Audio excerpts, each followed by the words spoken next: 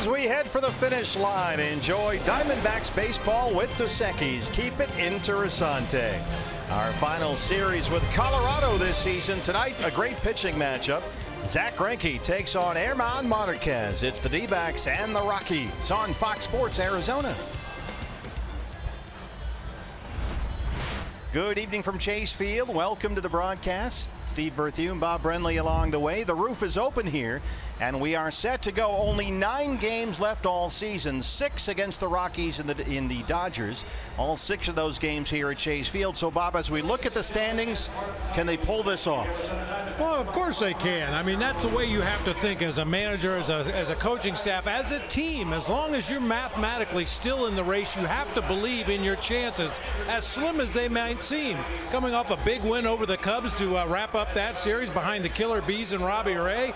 Day off yesterday. Now the A-team back in there tonight behind Zach Greinke. You've got to believe you can win every night. It's 6 in the division, 5 in the wild card. Here's what's left. 3 against the Rockies, 3 against the Dodgers. All 6 of those games here at Chase Field. We finish up next weekend at San Diego. And we know it was a tough stretch of the schedule with the Braves and the Astros and the Cubs, but now you're back in the National League West. Familiar opponents, just a matter of execution now. Roof and panels wide open. D-backs and Rockies on Fox Sports Arizona. D-backs baseball on Fox Sports Arizona is brought to you by CenturyLink, connecting you to the power of the digital world. By the NASCAR Can-Am 500 at ISM Raceway, November 9th, 10th, and 11th. And by your Valley Honda dealers, where you'll get more standard features for less money.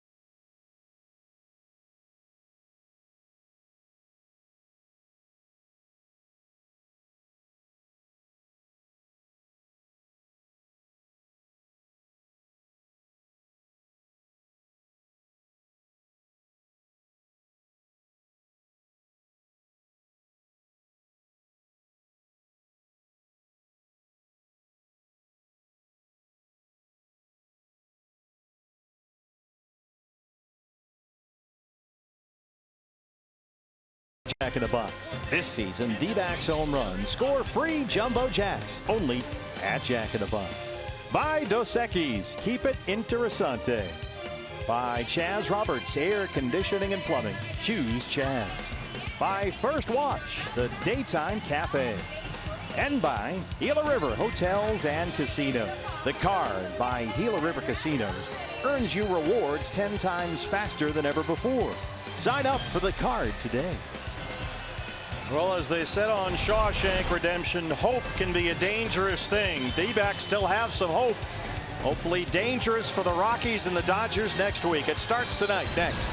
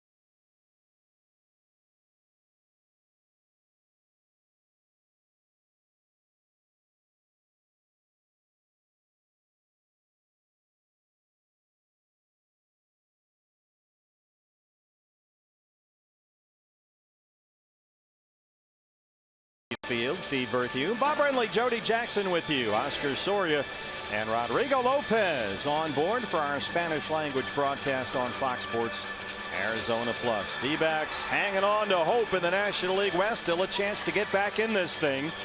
3 against the Rockies and 3 against the Dodgers starting on Monday. Bud Black's Colorado Ball Club comes in here. They're reeling right now. They lost 2 of 3 at San Francisco and just got swept at Dodger Stadium, trying to get back on track tonight.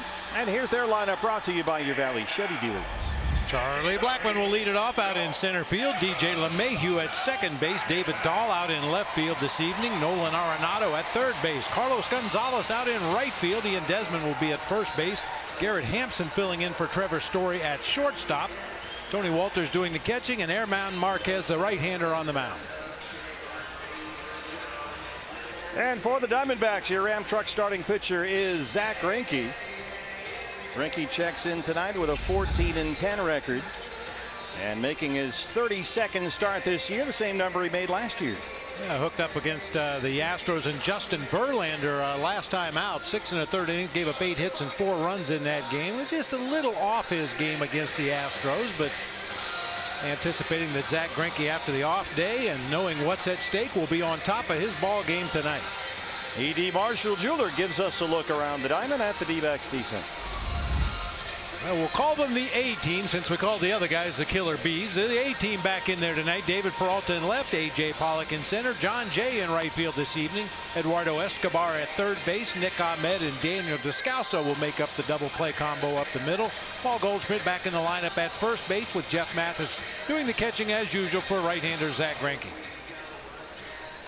Eric Cooper is our plate umpire tonight, calling the balls and strikes. The crew chief Marvin Hudson is at first base, Chris Guccione at second, and James Hoy is our third base umpire tonight. Ty Bob for your Valley Honda dealers key to the game. Well, we're going to go with a golf reference tonight. A lot of golfers here in the Valley of Sun. No more mulligans.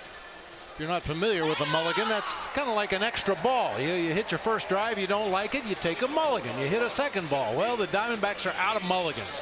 You got to play your own ball the rest of the way out. Hopefully they'll play winning ball the rest of the way out.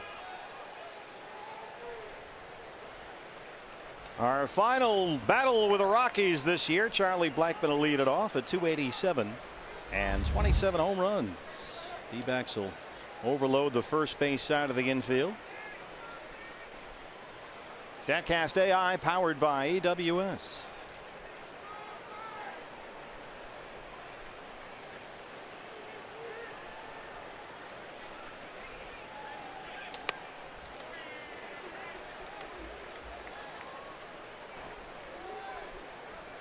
Roof and panels wide open here tonight. Boy, this is nice. It's been a while. Yeah, it really has been quite a buzz through the ballpark when they started to open up the roof tonight. I think a lot of people were caught unaware.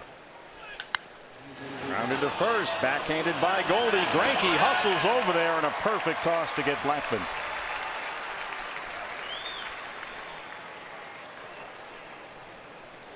Good start. That's one thing you know about Zach Greinke. Ground ball to the right side. He will be over there. Goldie with a diving stop in the hole. Leads him perfectly to the base. Zach Greinke doing what he does. Becomes a defender once he lets that pitch go. Second baseman DJ LeMahieu. 275 and 15 home runs.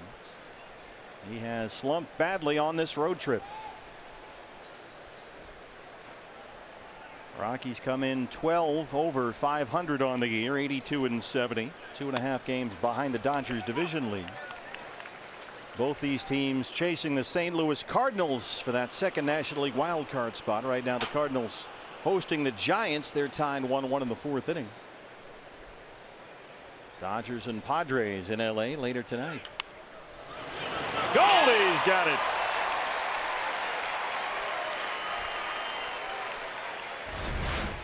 Not as easy as it looks. A little cue shot right off the end of the bat. If you jump too soon, you're on your way back down as that ball sails over your head. Goldie timed that one perfectly. Big smile right there.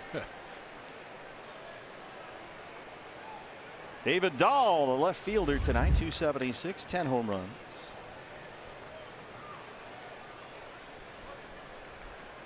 D-backs will overload the first base side against him.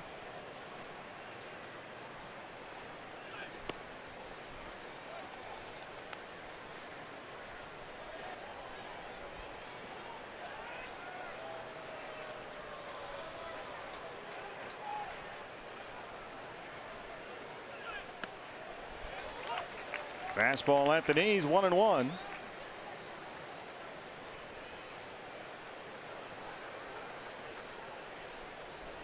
Jeff Mathis, as ever, behind the plate for Zach Greinke.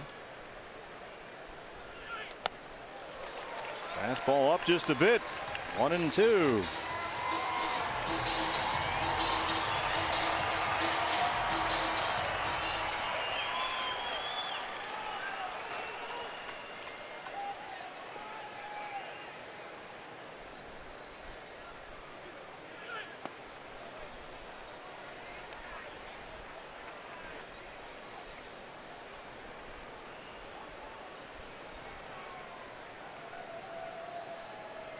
Nolan Arenado slumping as of late, would be next.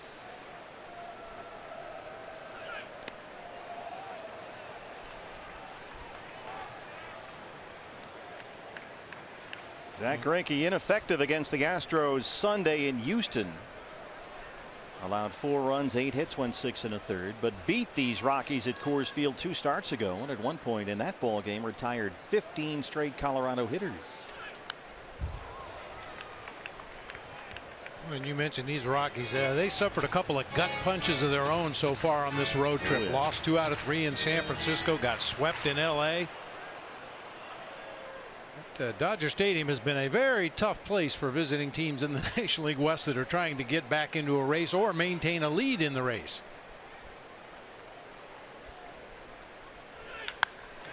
One more time for Goldie. Oh, he makes it look so easy. Goldie and Greinke, good start. D-backs coming up.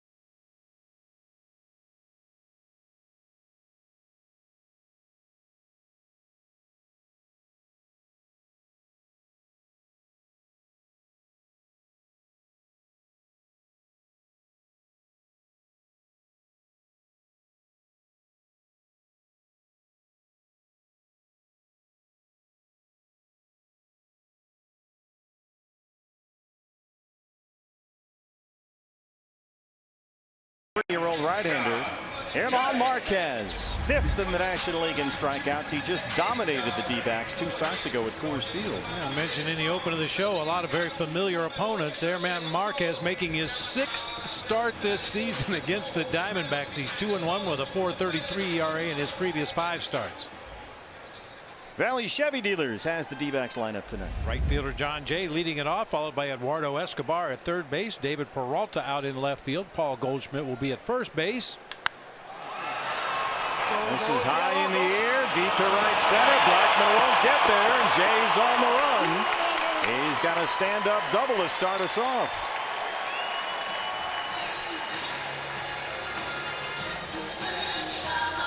Double of the season for John Jay, leading off the ball game for the D-backs. Wastes no time, jumps on that first delivery up in the zone and finds that gap just to the right of straightaway center. Good start.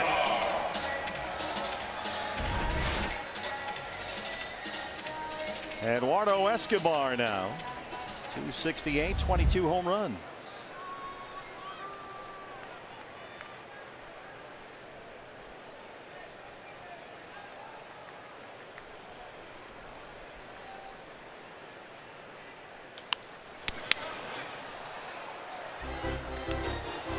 Escobar has doubled in each of his last 2 games.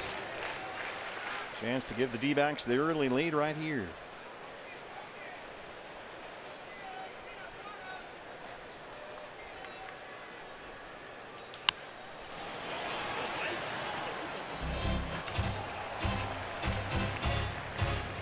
A little tougher to do now with the 2-strike count, but Eduardo Escobar should be trying to move that ball to the right side of the field. Ideally get a base hit, drive home John Jay with the first run of the game, but at worst get him to third base for David Peralta and Paul Goldschmidt.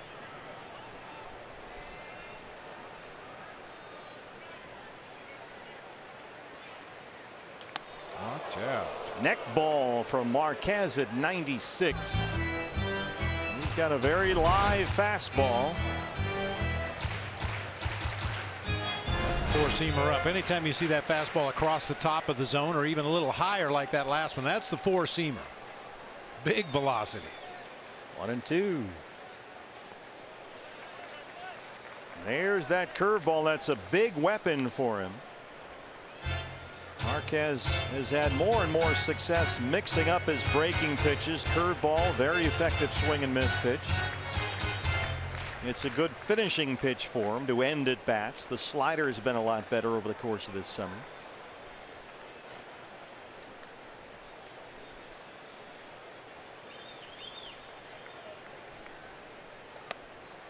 Fastball up and away, and Escobar's worked at full 3-2 with Peralta on deck.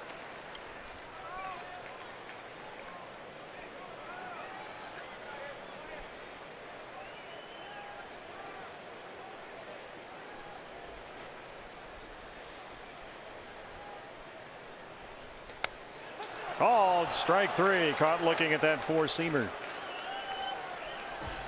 E.D. Marshall Jewelers has a look at the Colorado defense tonight. That's Charlie Blackmon, the center fielder. He'll be flanked by Carlos Gonzalez in right, David Dahl in left. Third to first across the infield, it's Nolan Arenado, Garrett Hampson, TJ LeMahieu, and Ian Desmond. Tony Walters doing the catching tonight for right-hander German Marquez. David Peralta bats third tonight. 295 and 28 homers. David 0 for 6 in the Cubs series. He was among the starters who got Wednesday's understudy game off. There it goes. Way back. Gone.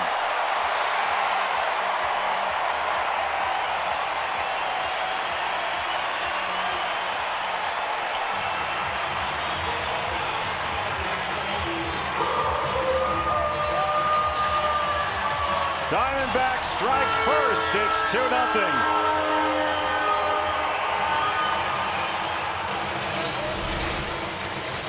Some early hacking here from John Jay. Now David Peralta. Watch David look back to the dugout. Hey, Torrey, you want to sit me? Okay. Well, we hoped that it would light a fire under a couple of the guys that didn't get into the lineup in that 9-0 win against the Cubs the other day. Certainly looks like it's worked so far. Oh, Goldie's another one of those guys. Here he is, a jumbo jack. Free jumbo jack tomorrow at Jack in the Box with the purchase of a large drink. An early 2-0 lead, courtesy of the freight train, who hits his 29th. Goldie 298. He's got 33 home runs. Rockies have 3 defenders on the left-hand side of the infield.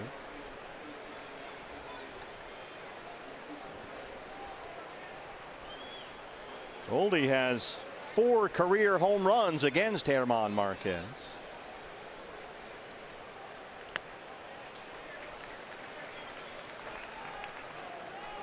Well, can you imagine if the D-backs offense started to click on all cylinders the way they can? Yeah. Well, oh my goodness. Torrey's been saying that for the last 6 weeks now. This team can get hot. The question now is do they have enough time with only 9 games to go? It certainly helps that 3 are against the Rockies and 3 are against the Dodgers, the 2 teams directly in front of them in the division. Sure.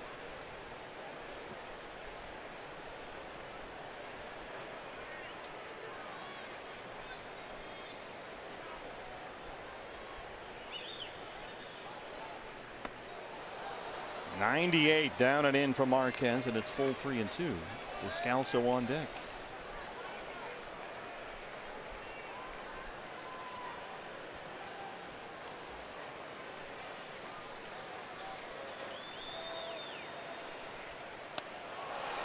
Got him on that slider. That is a much improved pitch for German Marquez. He gets his 2nd strikeout. Well, he bounced a series of them off the plate over in that left-handed batter's box earlier in the at-bat, but dots that one right out near the outside corner. Too close for Goldie to take. Daniel Descalso in at second base tonight, hitting .242. He's got 13 home runs. Fastball's a strike. Descalso 0 for 3 in his start at second base Monday here against Chicago. He's not played since.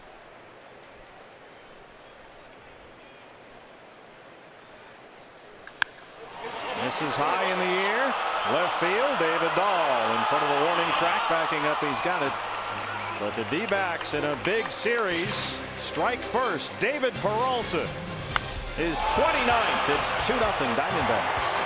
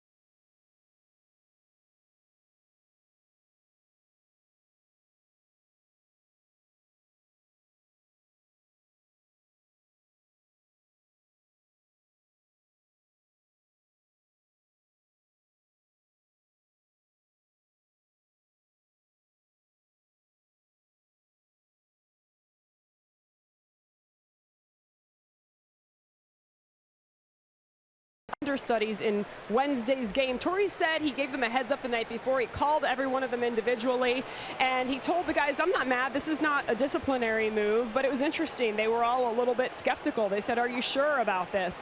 And, you know, they all didn't admit that they needed a break, but David Peralta actually said, yes, mentally, it looks like we needed it. And David said, to Torrey during the game, guys, I thought you were crazy.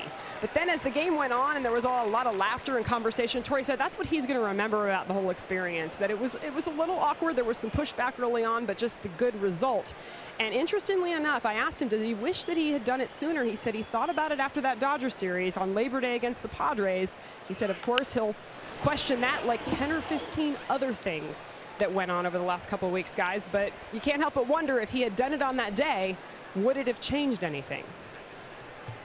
What do you think? Well, that's baseball for you. You know, you can look back over the course of this season and pick out a handful of games that could have gone the other way. Diamondbacks could have won that game if this would have happened, if that would have happened. And certainly that's one of the things you can look back on and say maybe if Torrey had pulled the plug on the starters a little sooner, it might have motivated them when they came back.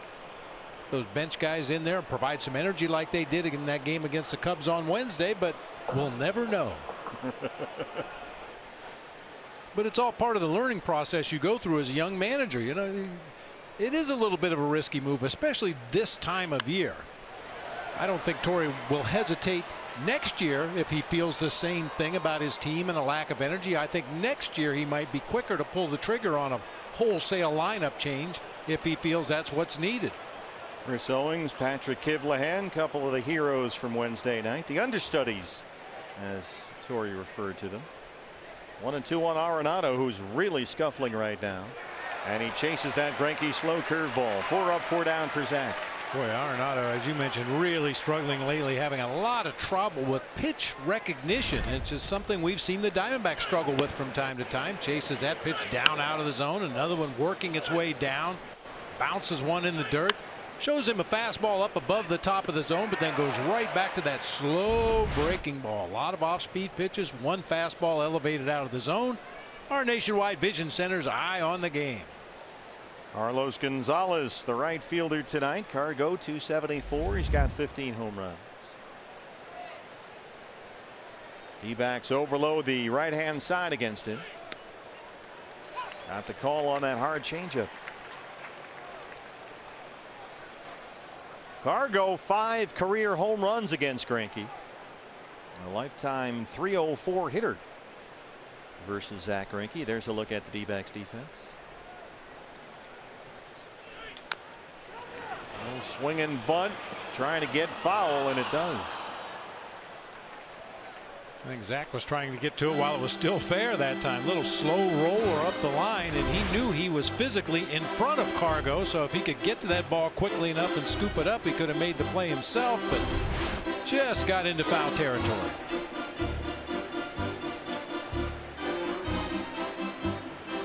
D-back fans are into it, looking for win number 80 on the year. 6 games behind the Dodgers division lead, 5 back of St. Louis for that second National League wild card.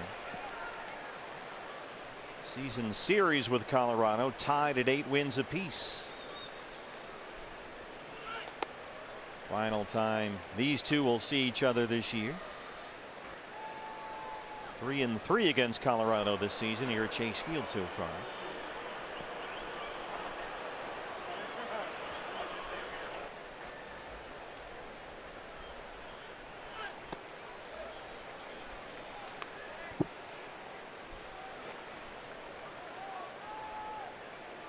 Rockies can relate to what the Diamondbacks have been going through. Colorado comes in here having lost 3 in a row, 6 of its last 10. This road trip has turned into a nightmare so far for Bud Black. They lost 2 of 3 at San Francisco. Then they were swept in a 3-game series at Dodger Stadium. And like the Diamondbacks, they had some crushing losses there. And so to this point, 1-5 on the trip. They've scored just 9 runs in their 6 games. Full count, 3-2. This one stays fair for Greinke, and they get Gonzalez 2 outs. Puig came up the other night and hit a 3-run bomb against Oberg that started a Dodger celebration. So the Rockies are familiar with what the Diamondbacks went through recently. Was it Chris Taylor that hit the extra inning walk-off homer against the Rockies a couple days ago? There's Ian Desmond, the first baseman, at 235 and 20 homers. So the Rockies find themselves 2.5 back in the division, a game and a half back in the wild card race. One more time for Greinke. 6 up, 6 down. He holds a 2-0 lead.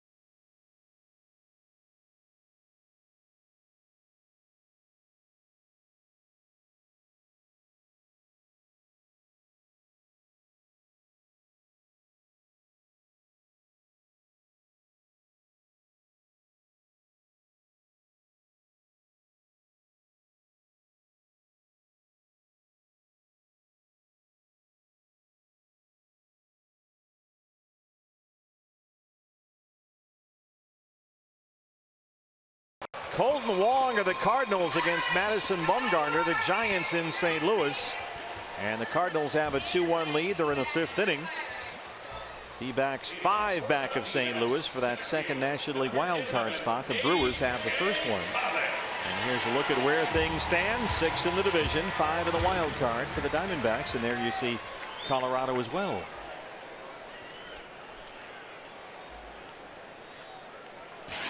Dodgers and Padres in Los Angeles later tonight. A.J. Pollock bats 6th. There's that slider from Marquez for a strike. A.J. 258. He's got 18 homers.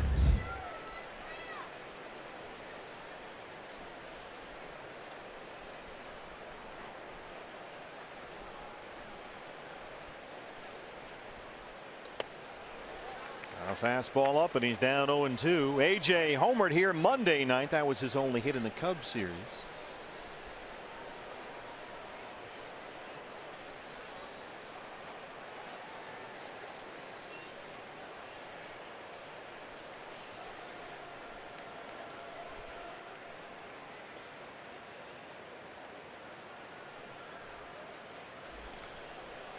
Spiked a curveball. That's the pitch he likes to finish guys off with. It's been very effective for him.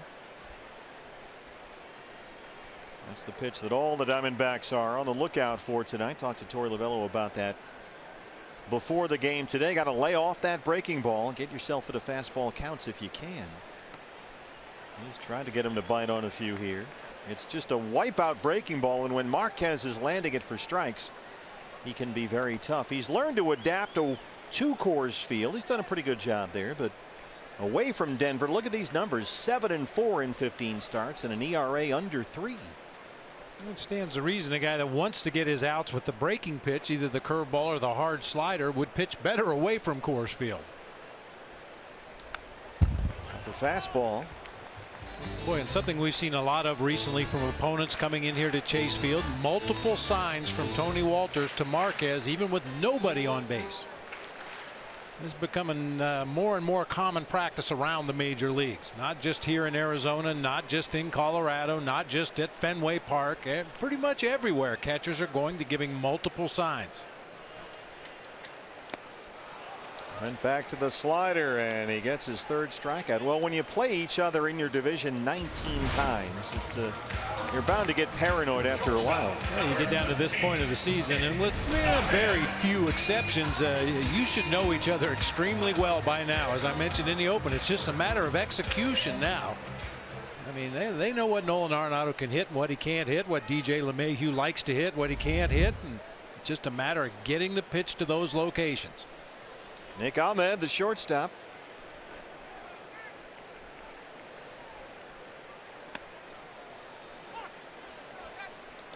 Nick had an RBI single in the win over the Cubs on Wednesday. You know, and unless Marquez has come up with something different than the first 5 times the D-backs faced him this year, they should be well aware that he's going to throw that 4-seamer across the top of the zone. He's got a good curve, good slider. Hampson at shortstop. They're still without the injured Trevor Story. Yeah, Marquez, D-backs getting their 6th look at Marquez this year. He is unbeaten in his last 3 starts against the Diamondbacks. Here's the power hitting Jeff Mathis. This was Wednesday. Watch it go. His first home run since May 15th of last season. And a base hit Tuesday, homered here Wednesday in that Chicago series.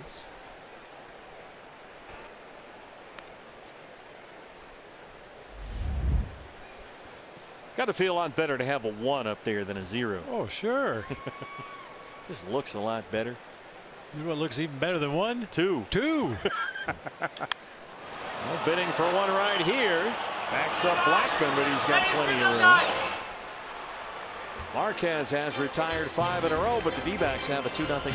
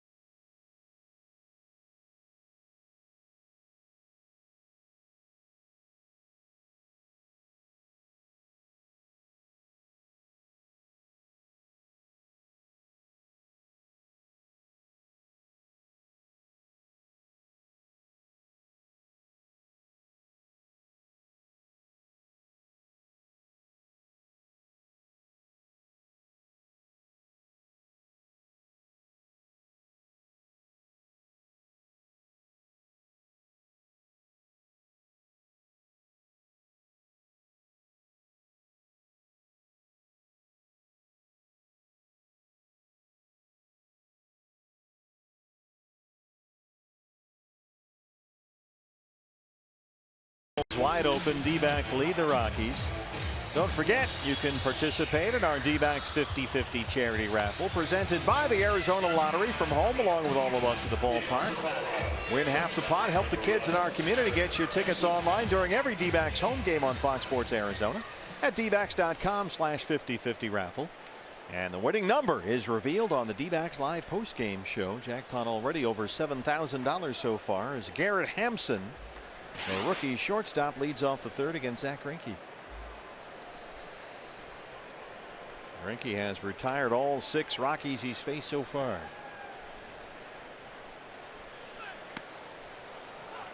Trevor Story has not played since Monday, when he had to leave the Rockies game at Dodger Stadium in the middle of an at-bat with right elbow inflammation, and the elbow is still a problem.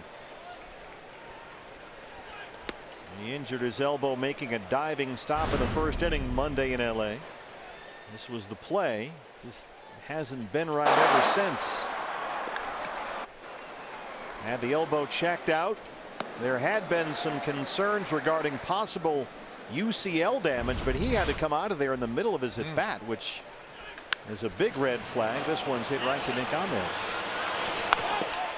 But Bud Black said the MRI was clear. The joint is fine. Ligament is intact. No structural damage. So they got very good news there. But in the meantime, he's not played since Monday, and they're not sure exactly when he's going to be able to come back. And missing that much time this late in a baseball season, it really disrupts your timing when you do come back as a hitter. And I mean, he plays a position where he touches the ball on nearly every play. If that arm is not enough for him to throw that ball across the diamond, you wonder how much he's going to be able to help the Rockies. Couldn't have come at a worse time for Colorado. They need him. He's had a sensational season. Walters offered at the changeup to catcher. 181 and 3 homers. Tell you one thing we just noticed right there on that 6-3 put out ground ball to Nick Ahmed. Garrett Hampson almost beat that out, and that was a routine, fairly hard hit ball right at Nick. Yeah, Hampson's a burner. Yep. Stole 36 bases in the minors this year. 0-2 on Walters with the pitcher Marquez on deck.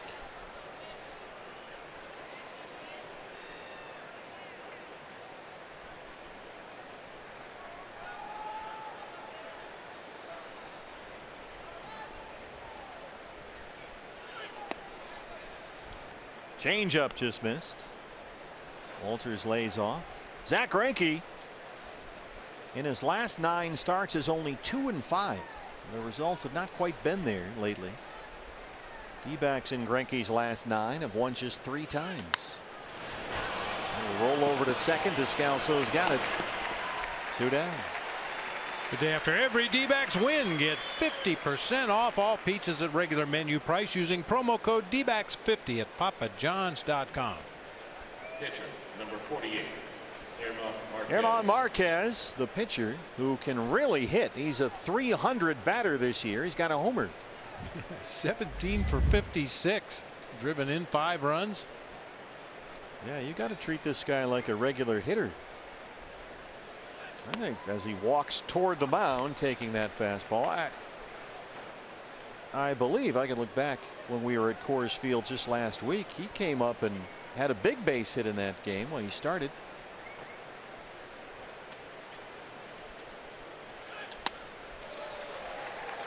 That was yeah, had a couple of singles in that game last Monday when he got the start against the Diamondbacks at Coors Field. Greinke's ahead 0-2.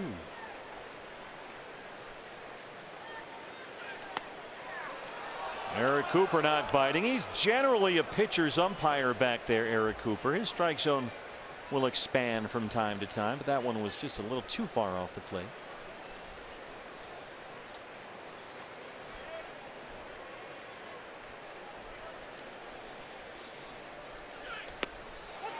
Got him. Greinke perfect through 3. He leads it 2-0.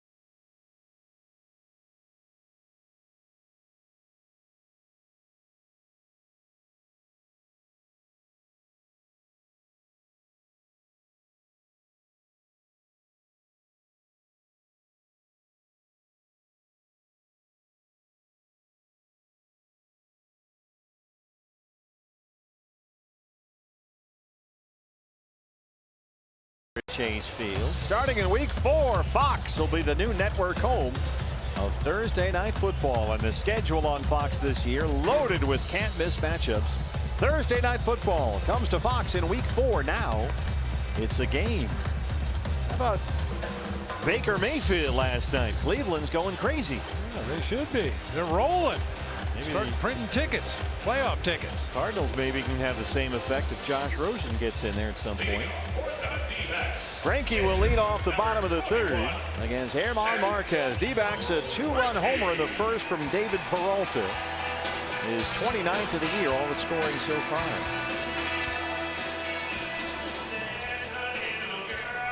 These two pitchers tonight, two of the best hitting pitchers in the National League.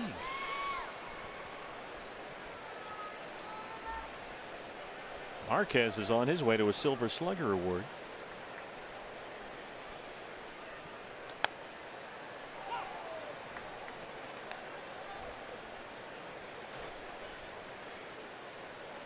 Padres and Dodgers just underway in Los Angeles. That's Ross Stripling versus Eric Lauer for San Diego.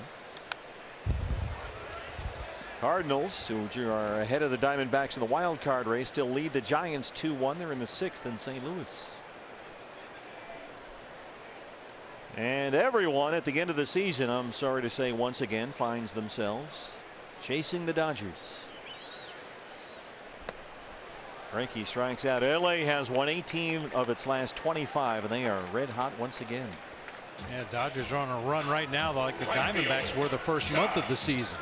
D-backs came out of spring training firing on all cylinders, getting those timely hits. The bullpen was great. The rotation was getting deep into the ball game. Diamondbacks cranked off 21 out of 29 to start the season. Dodgers doing a similar finish to this season. Torey Lovullo's ball club 6 behind LA. Jay doubled and scored to lead off the ball game. Came home on Peralta's home run. Marquez now with 4 strikeouts. And he has gone over 200 strikeouts for the year. You don't have to do a whole lot to join elite company among Colorado pitchers, but he is just the 3rd Rockies pitcher ever with 200 strikeouts in a single season, behind Ubaldo Jimenez and Pedro Estacio.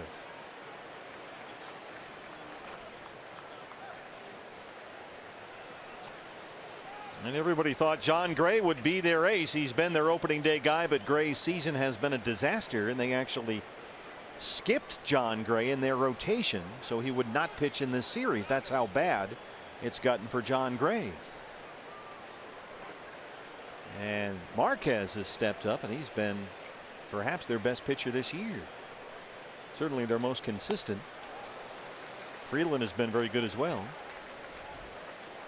2-2 on John Jay. And Marquez had a 3-start run against San Diego, the Giants, and the Diamondbacks when he punched out 35 hitters in those 3 games in a row. Yeah, he got hot there for a while. Every night it was double-digit strikeouts for Marquez. Total 44 strikeouts over 1 4-start span. He got 11 Diamondbacks in Denver last Monday. Full count on Jay, 3-2.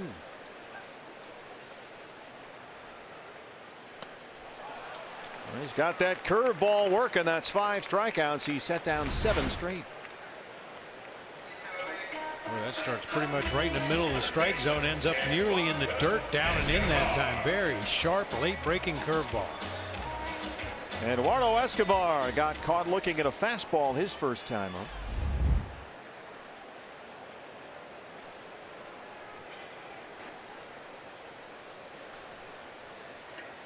Escobar had a very lively bat when he was first acquired from Minnesota, but he's been quiet for a while now. He's hitting only .210 in September.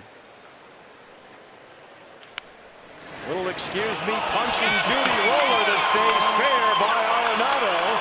Escobar's got to hurry, and he is out at second.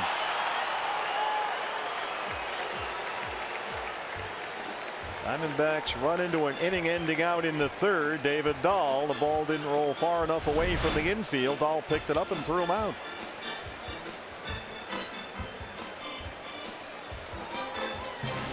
When we come back, we'll talk to Coyote star Clayton Keller. It's Coyotes night here at the ballpark.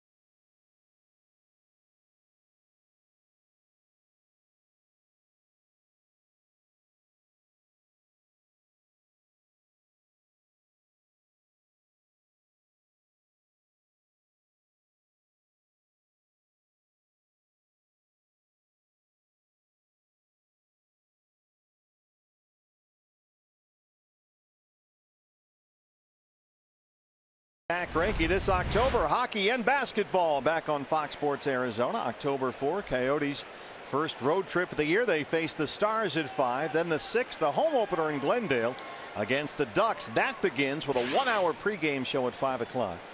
And then on October 17th, the Suns return their home opener against the Mavericks at 7.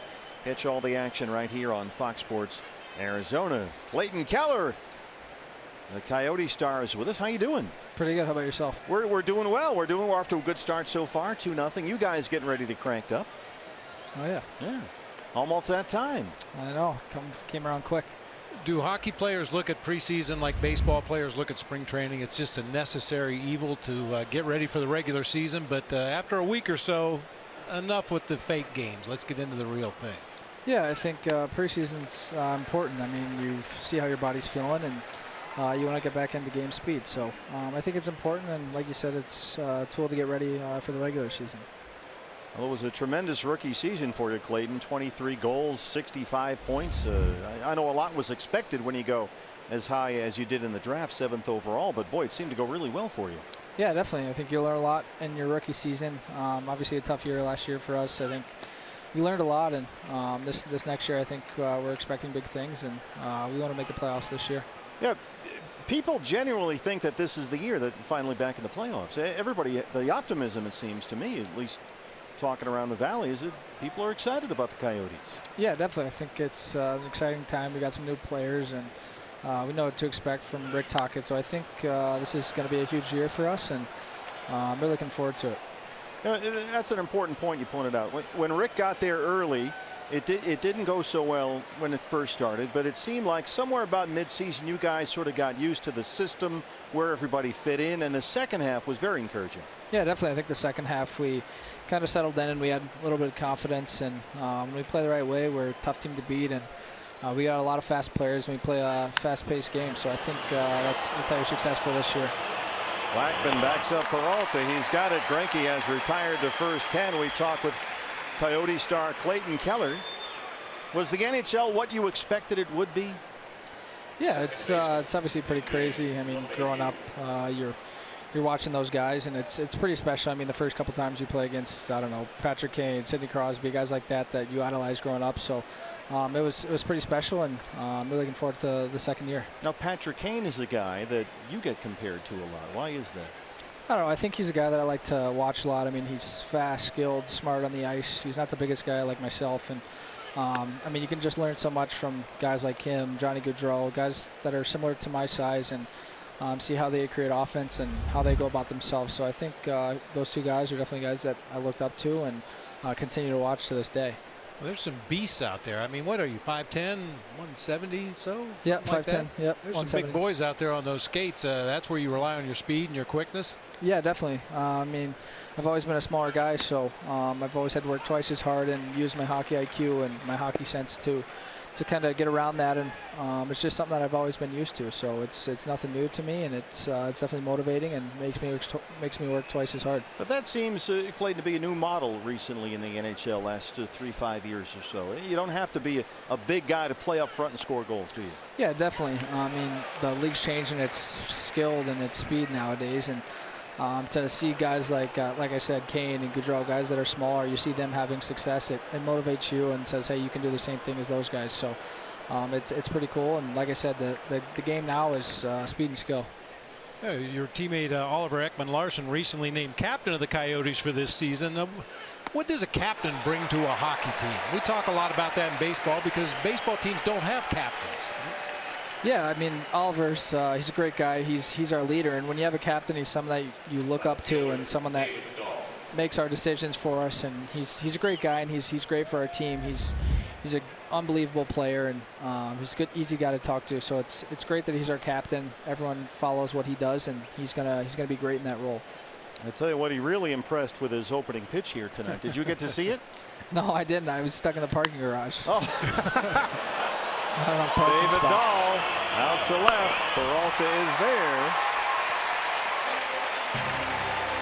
Clayton Keller. Go Coyotes. Thanks for stopping by. Yeah, thanks for having me. Appreciate it.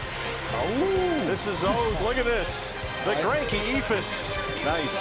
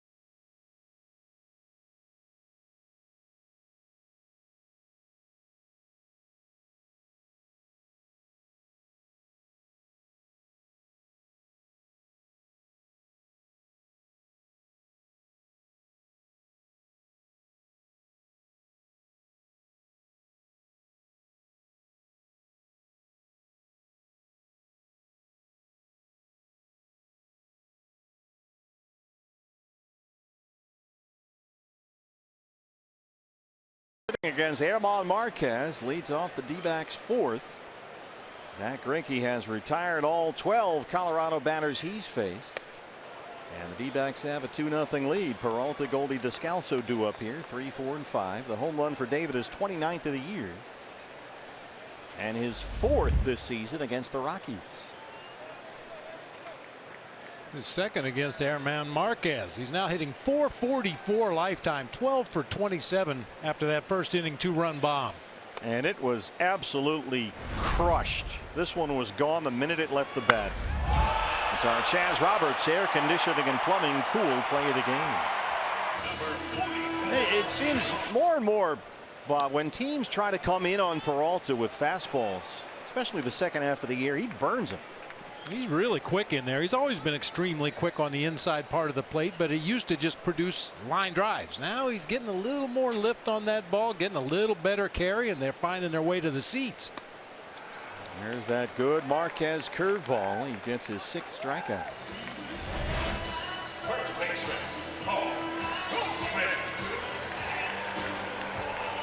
Goldie struck out his first time up.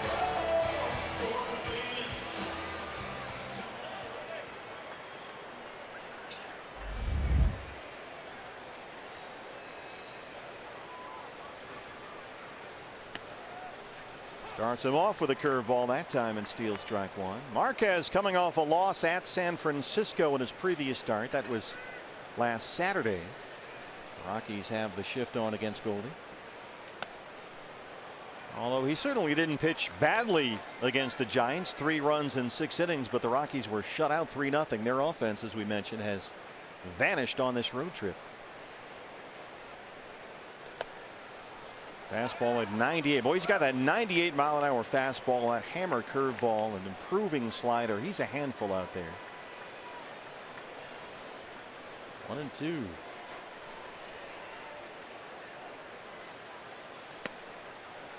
Tried the slider again and missed. It's 2-2.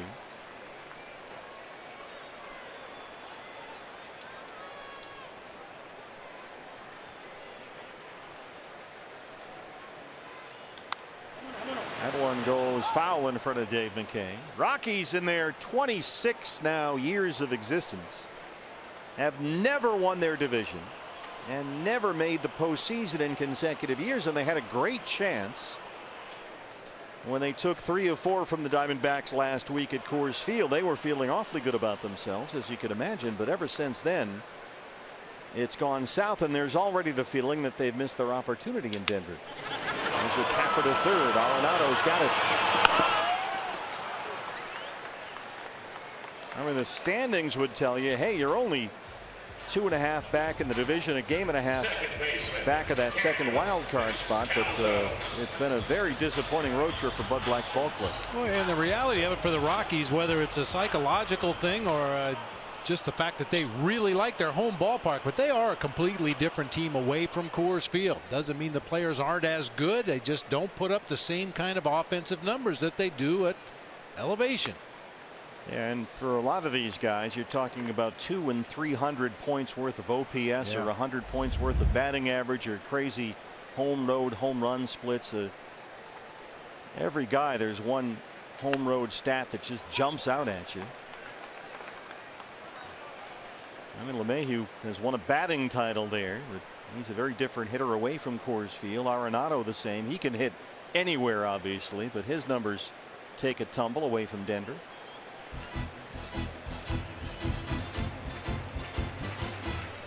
And Desmond has been a disappointment his 2 years in Colorado, although he's had a nice bounce back season this year in terms of home runs. Descalso belts that one into right field. It gets by Cargo and gets to the wall, and Daniels got a 2-out double.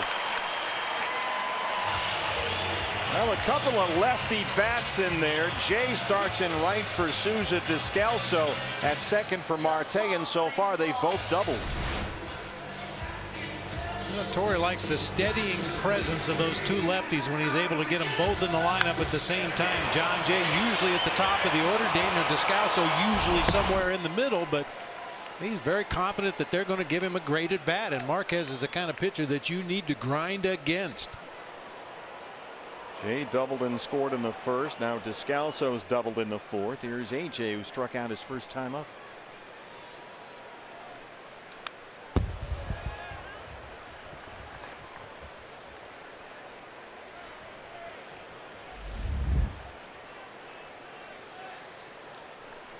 It's been 65 games since AJ returned from that avulsion fracture in his left thumb, suffered back in the middle of May. And in those 65 games, he's hit .236.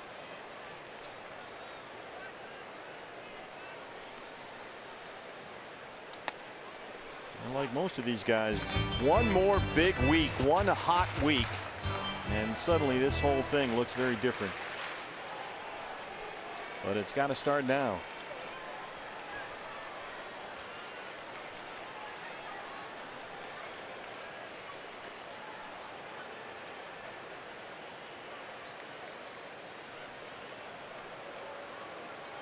Cardinals have taken a 3-1 lead over the Giants. They're in the 7th at St. Louis. Padres and Dodgers still scoreless in LA.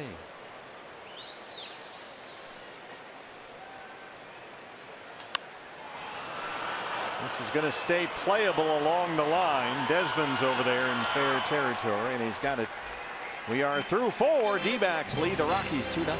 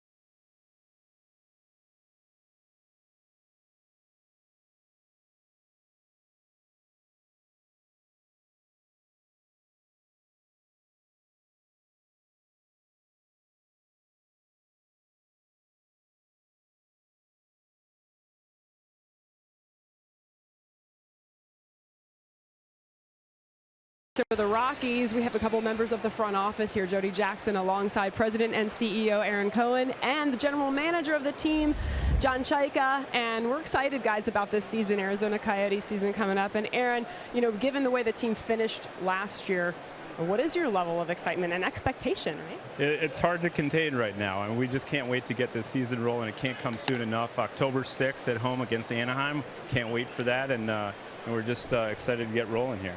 Yeah, no question. And John, with the team playing preseason games now, you've had another year, a year to work with Rick Tocchet and kind of bring in players that really fit him, and you can kind of sense that already, can't you? Yeah, absolutely. I think the guys we brought in are good fits, and certainly Tocchet's now got a year under his belt. Players know how he wants to play. It's fast, it's exciting.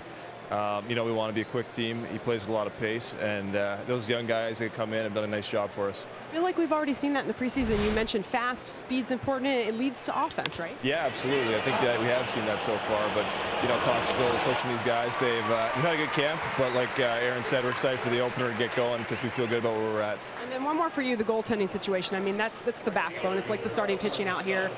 How important was that to solidify last season? Yeah, obviously, like you said, that's kind of where it all starts. So Ante, down the stretch there, he was the best goalie in the league, and hopefully picks right back off there and continues. And obviously, we got Darcy Kemper, who we feel strongly about as well. So I think we're really set well in the goalie position. All right, John, and one for you, Aaron. When you talk about, you know, the excitement of the season, there are some new things going on out at the arena too, right? Absolutely. We got a new scoreboard. Everybody's excited for that. We can't wait. And just a great atmosphere. I mean, everything we do, we see this as a community asset, and just really try to engage the community with everything that we're doing operationally. And, you know, we're just thankful to have this great relationship with the Diamondbacks, and excited to get going. Yeah, I love these organizations. You guys do so much terrific work in the community as well, the D-backs, Coyotes, and that's something that you'll obviously continue to strengthen as time goes on. Absolutely. That's a major focus for both of us, and you know, we just, you know, everybody in this community is a stakeholder for us, and we owe a lot to them, and really appreciate everyone's support. So, you know, we'll hope everybody has a great time coming out to our games this year. We're going to have a lot of exciting things, and can't wait to get going. We definitely saw glimpses last year, guys, so we'll send it back to you. We're excited. That home opener on October 6th. It's coming fast. Looking forward to it. There's a lot of excitement about the Coyotes all over Arizona. This could be the year they're back in the postseason. Arenado flew out to left. Now Greinke behind on Carlos Gonzalez. 2 balls and a strike. Thank Jody. Greinke When he faced the Rockies 2 starts ago in Colorado, gave up doubles to 3 of the first 5 batters in the ball game that he faced. But after that, he set down 15 consecutive Rockies. He's retired the first 13 he's faced here tonight. The 3-1 to Gonzalez. And Colorado has its first base runner.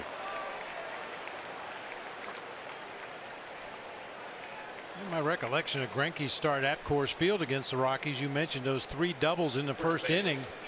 I don't know if he gave up a fly ball out after the first inning. Seemed like he found that ground ball pitch, was getting the changeup and the slider and the fastball down there at the knees. And my recollection is a lot of ground balls after that first inning against this Rockies offense.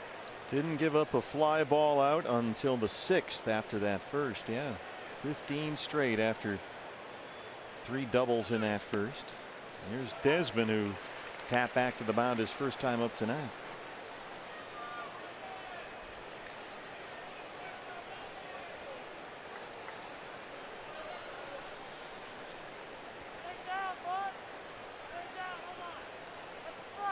Desmond's been a bit of a problem this year. He's hitting .339 against the Diamondbacks. 13 RBIs in 16 games. He's homered 3 times against the D-backs.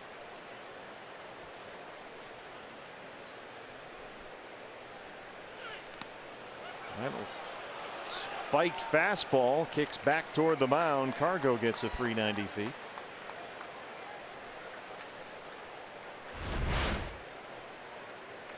He just pulls a fastball over there. That is so unusual to see. Generally, when Zach Greinke throws his fastball, he's within an inch or 2 of that target. That one spiked out in the dirt over there in front of the left-handed batter's box. This must have had an unusual grip on that one. Well, pitching from the stretch for the first time.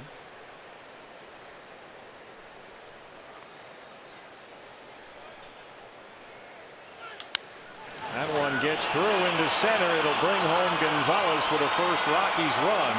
Desmond hustling into second, and he's out of there. He wants a challenge. I think he's negotiating with Descalso right now. Colorado gets on the board. Yeah, pitch up and out over the plate, and he just bangs it right back up the middle of the field. You can see that gap between Nick Ahmed and Daniel Descalso, and he's able to split the gap. Not quite sure what he's thinking right here. That ball's in shallow center field. He did get a good jump out of the batter's box and was going hard between first and second, but it certainly appeared like he ran into an easy out there that time. They're going to take a look. Well, Desmond was adamant that he was in there. Chris Guccione, the second base umpire. Headsets are coming on. Well, the sliding runner has that play right in front of him. You can see he spreads his arms wide apart, and yeah, it does look like maybe he got that right hand on if he stayed on. Boy, it's a fingertip.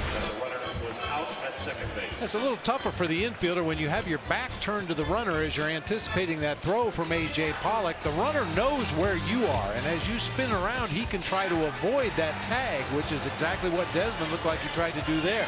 Well, that wild pitch just cost Zach Greinke a run.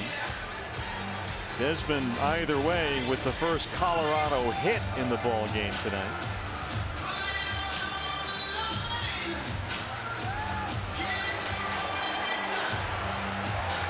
They got a decent case. I'll give them that. Yeah, it's awfully close. Is it enough to? Is it clear and convincing enough for the people in New York to overturn? I don't know. Always the most important point. You saw that shot of Daniel a moment ago watching the replay on the DBTV board.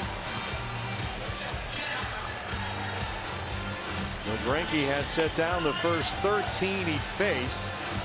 A walk to Gonzalez, a wild pitch, and now a base hit by Desmond, making a 1-run ball game.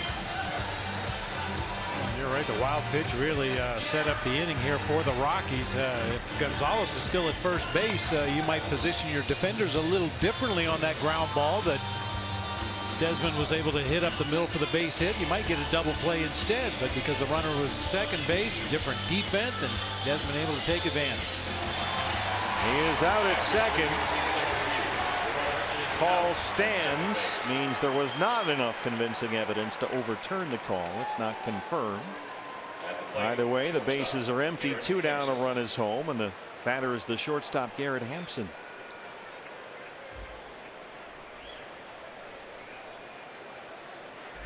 Hampson grounded out to shortstop his first time, and there for the injured Trevor Story.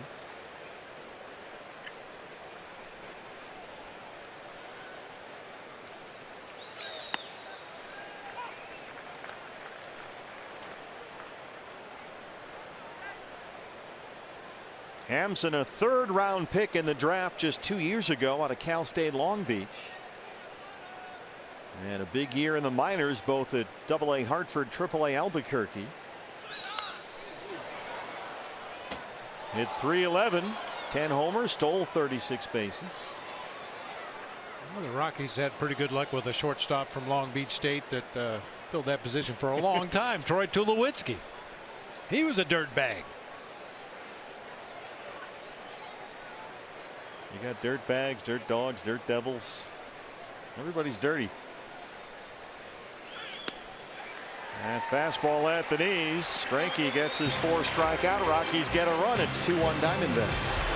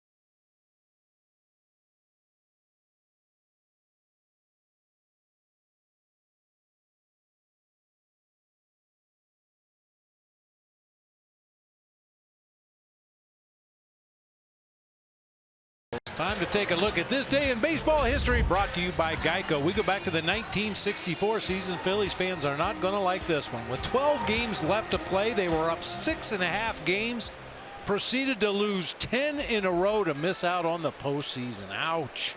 That was a Gene Mauch led ball club. That's, I guess, still considered the most infamous collapse in baseball history. Of course, I think so.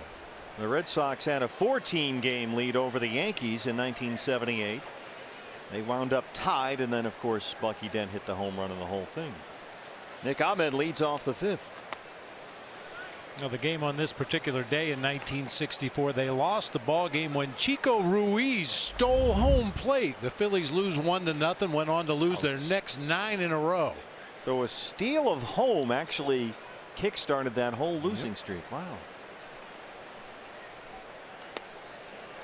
Marquez really starting to get that curveball slider combo working. He's got 6 strikeouts so far.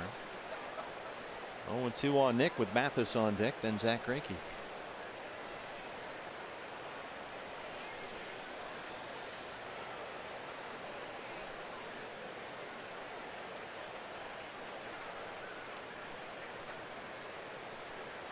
Big series. They're all big at this point. 9 games left. Got to win them all. 3 against the Rockies, 3 against the Dodgers. We finish up with 3 at San Diego.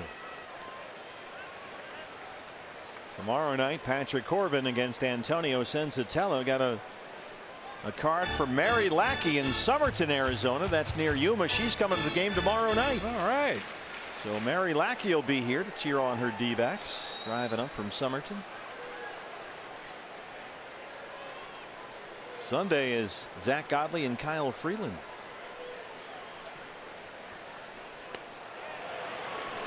Seven strikeouts for Herman Marquez. It didn't happen often, partner, but there were a couple times I was on a team that was kind of in the same situation as the Diamondbacks, where you're almost forced to win every game just to have any kind of a chance to get back into a race. And every manager, every coaching staff I've ever been around in those situations, and something I adopted too, you don't need a 9-game winning streak. You need 9 one-game winning streaks. Just win tonight. If you start looking ahead and seeing who the opposing pitchers are going to be and how they've been hitting the ball lately, it can be a real daunting task. But if you just tell yourself, we just need to win tonight, one game, and do that 9 days in a row.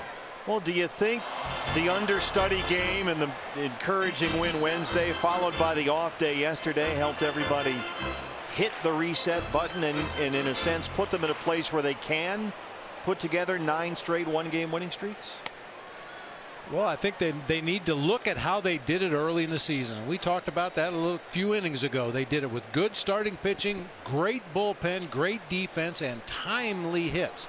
Now, once again, the Diamondbacks put a 2 spot on the board in the first inning. The offense has gone pretty quiet since. That's something we've seen a lot of in the second half of the season. And you can win ball games that way, but your defense and your bullpen has to be up to the task. Another curveball for a strikeout from Herman Marquez, who's really settled in right now. Remember last time he faced the Diamondbacks just 2 starts ago, he had 11 strikeouts in 7. He's got 8 strikeouts through just 4 2/3, and Greinke, who struck out his first time up, is up.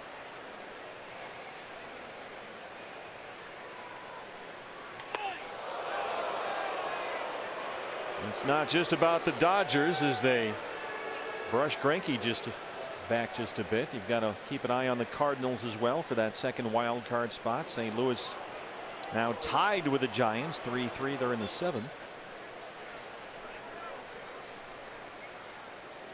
D-backs 5 games behind the Cardinals for that wild card spot. Dodgers and Padres still scoreless in LA. They're in the 3rd.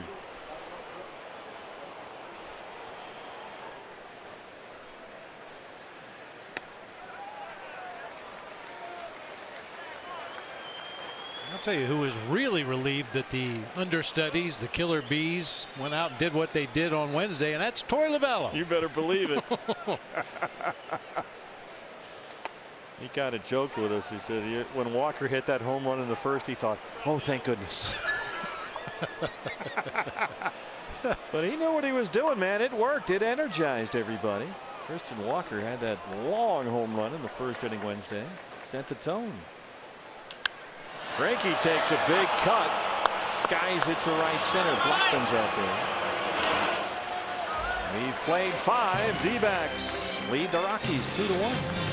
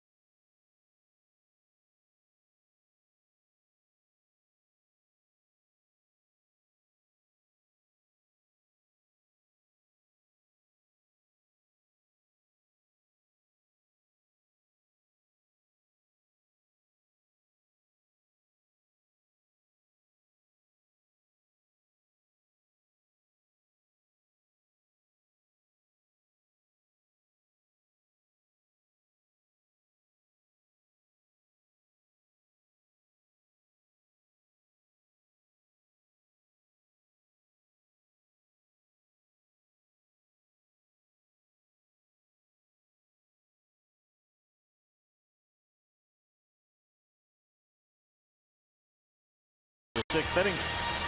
Fan Appreciation Day is coming up Sunday, September 23rd at Chase Field. Fans can win great prizes all game long.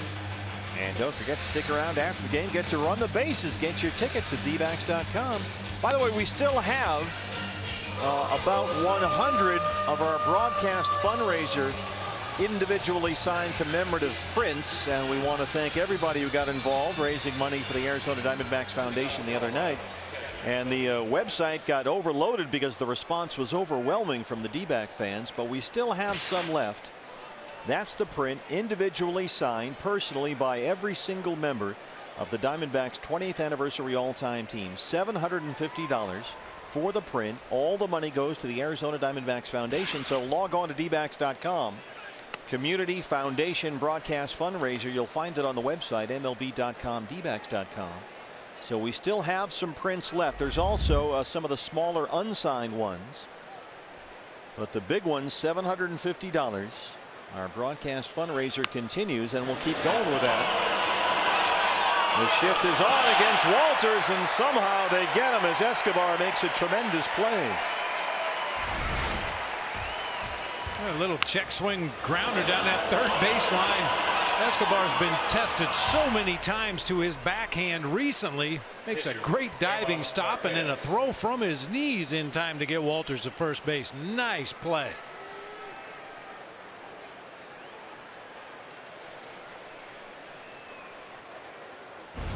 Got a finger wag from the pitcher. Here's Marquez, who struck out looking his first time. Throws the bat at the ball. He broke it. Greinke gets over there. Quickly 2 outs.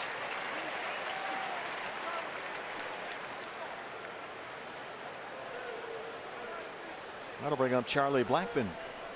Center fielder, Charlie Blackmon. Blackmon has grounded out, flying out 0 for 2. I was just going to say, generally you get 2 quick outs like that. The leadoff hitter, as Charlie Blackmon is doing, will stall for time. Take his time getting out of the on-deck circle, dig around in that left-handed batter's box, maybe call timeout a couple times in this at-bat. Anything to extend this inning a little bit. Keep the Diamondbacks out there on the field for another minute or 2. And don't forget, there's still a clock in between batters. You have to get in the box by a certain time. Blackmon's ran out just as he was stepping in, so he used every bit he had on the clock. Blackmon comes into this series riding a 12-game hitting streak. That's the major's longest active hitting streak. 0 for 2 so far tonight. And during his 12-game streak, he's hitting .390 with 4 homers. Having a big finish to his season, Charlie Blackmon.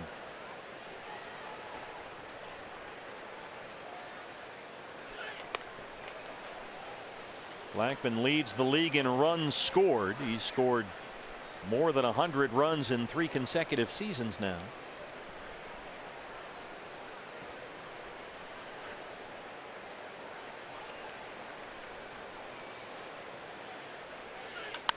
This is belted deep to right. Jay can't get there. It's in the corner. Blackmon pulls in at second with a 2-out double. So make it a 13-game hitting streak for Charlie Blackmon. Just the second hit for Colorado against Zach Greinke. It looked like John Jay wanted to dive for that ball as he got closer and closer to it over in that right field corner, but coming off the bat of a left-handed hitter, it was hooking the entire way. Just couldn't quite get to the spot quickly enough. A 2-out double for Charlie Blackmon. And now it's DJ LeMahieu. There's the hitting streak. He is #1 in the majors. LeMahieu has lined out to Goldie at first and struck out looking 0 for 2. Another one of these key Rocky bats that has gone silent on this road trip. Blackmon dives back in there. Rockies lost 2 of 3 at San Francisco. They were just swept in 3 games at Dodger Stadium, and so far on the road trip, LeMahieu is just 2 for 25.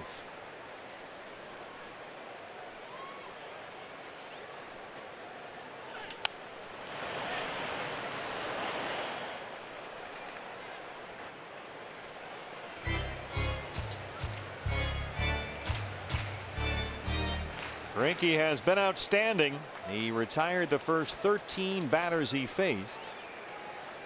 A walk, a wild pitch, and an RBI single by Ian Desmond in the 5th inning got the first Colorado run across. Now Blackman is the tying run down there with 2 outs.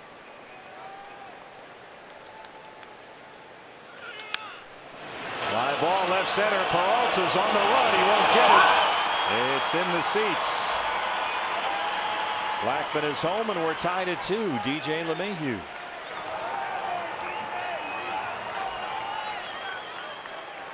Back-to-back 2-out doubles. Yeah, a slider that just didn't really take much lateral break that time. It was working its way down in the strike zone, but didn't work away from LeMahieu enough, and he's able to line it out there off the warning track up into the seats for a ground rule double, and the Rockies tie it up. I'll tell you, LeMahieu's a little bit of a different hitter this year. We joked about the LeMahieu shift last year when Dave McKay suggested that the Diamondbacks swing their outfielders around to right field against LeMahieu because that's where he always hit the ball. But this year he's looking for pitches to pull, and when he gets them, he's driving them hard to left and left center. There's Dave McKay, responsible for positioning the Diamondback outfielders. 1-0 on David Dahl. Makes a big cut at that changeup. D-backs have 3 infielders on the first base side, although Ahmed, the shortstop, is almost right behind the second base bag.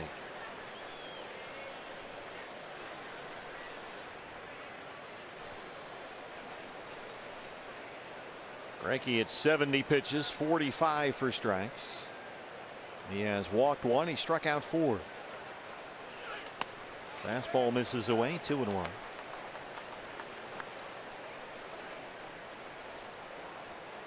Greinke tonight looking for what would be his 15th win of the year. In his 32nd start, he's won just twice in his last 9 starts.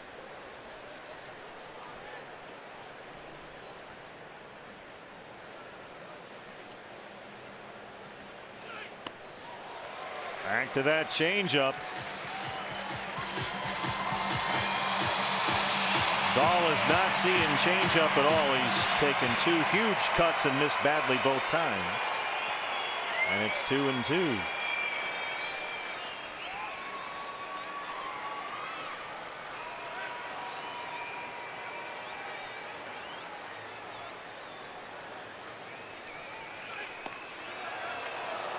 Try the fastball away.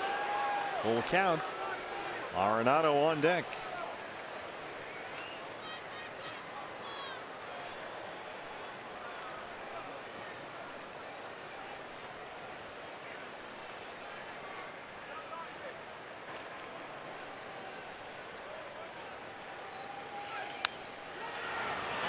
Rolled over to first. Greinke gets over there.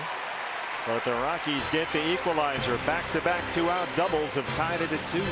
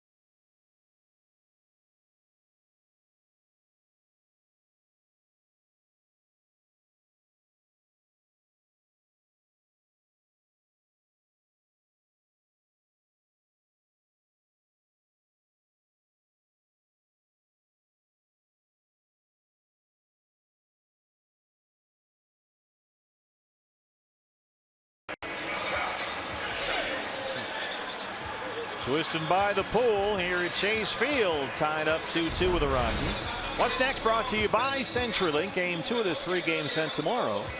Antonio Senzatella goes for Colorado against left-hander Patrick Corbin. D-backs live pregame show at 4:30. First pitch 5:10 on Fox Sports Arizona. John Jay leads off the bottom of the 6th against Germán Marquez, who has struck out 8 so far. Jay doubled and scored to lead off the ball game. Came home on David Peralta's 2-run home run in the first inning.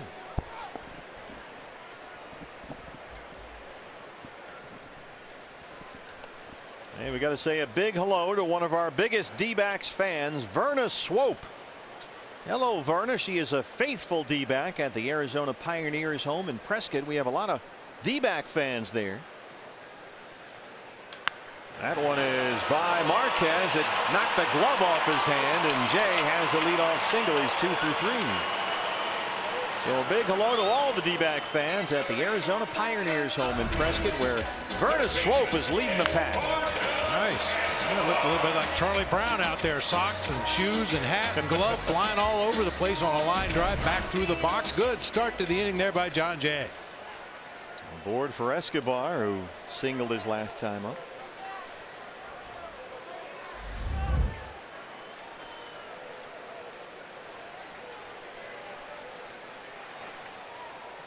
Kike Hernandez has homered for the Dodgers. They lead the Padres 1-0. They're in the 4th.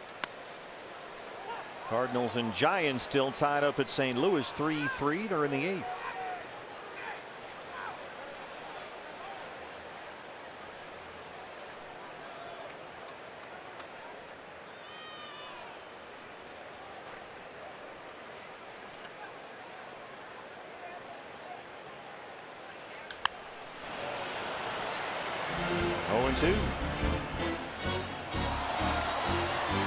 Well, we've got a special D-backs fan in the house tonight, a fan of Doc Rosenblatt. Well, who isn't? Yeah, of course. Sid Doc Rosenblatt, one of our regular Golden Glovers down the left field line tonight. And Brooklyn Fox, a 6-year-old friend of the Rosenblatt family.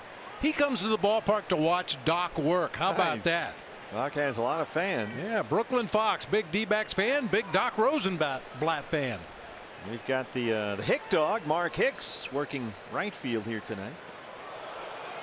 Oh, he bounced a curveball up there. Knocked Escobar over.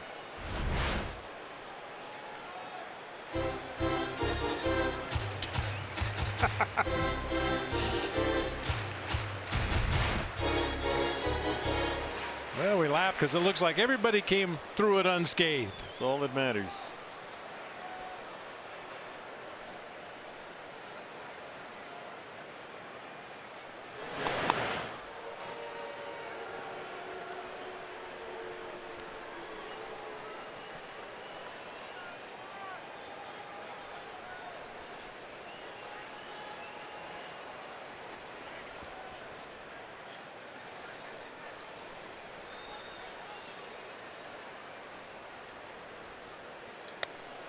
Chased a high fastball, and Marquez has struck out 9.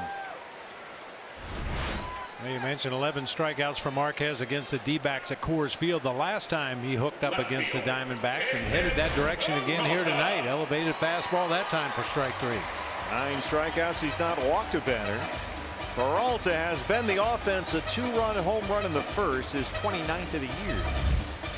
Tony Walters out there to talk it over with Germán Marquez. I want to say hello to Bird Woodward from Prescott. She rarely ever misses a game. Sent us a nice card. So hello, Bird Woodward, and thanks for dropping us a note. Dan and Tricia Brasher in Prescott Valley. They say they watch every single game.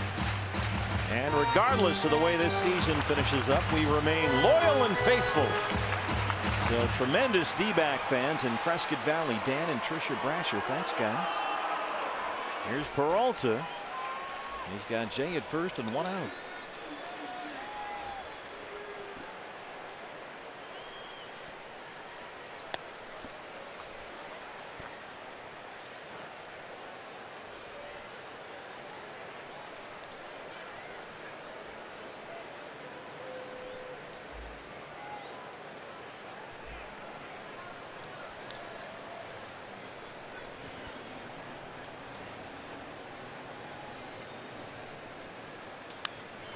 You mentioned David getting the ball up in the air a little bit more. It's interesting. He has had almost exactly the same number of plate appearances this year that he had last year, but he's gone from 14 home runs to 29.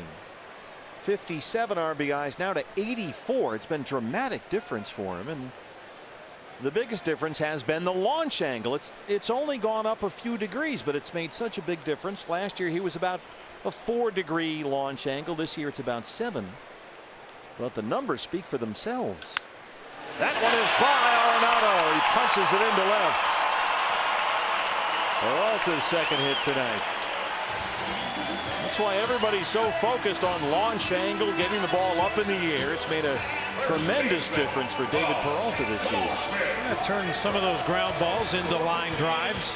Turned some of the line drives into gappers or home runs. So yeah, just a small change in that launch angle over the course of 500 or 600 plate appearances is going to make a big difference in your numbers. We'll see if Goldie can launch one here. He's not had much luck. A strikeout and a ground ball, 0 for 2. But he has hit 4 career home runs against German Marquez. He's got Jay at second, Peralta at first, and 1 out.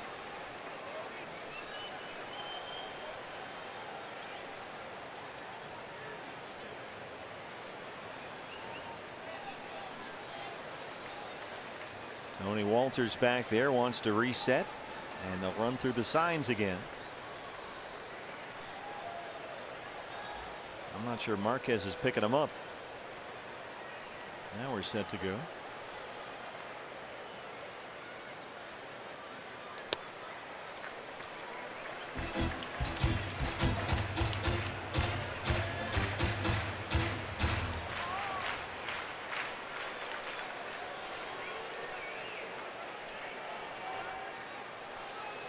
Now they cannot get together here. You've got 2 on, 1 out Goldie up there. They want to be sure. They got a card from an Ohio native. Shelly Martinet in Tempe watches the D-backs, and she watches a lot, she says, on her Fox Sports Go app. Nice. So Shelly said to say hello. She's a Buckeye living in Tempe now. Cheryl from Tucson loves the D-back. She sent us a nice card. Thank you, Cheryl. A lot of folks hanging in with these Diamondbacks. Carol in Bullhead City, Arizona.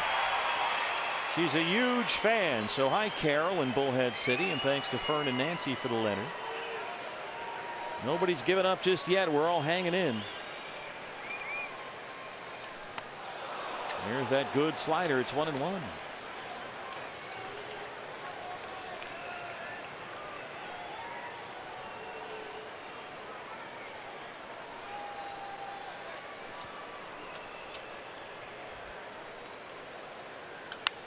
Look out, Tony Perez-Chica. Quick feet down there.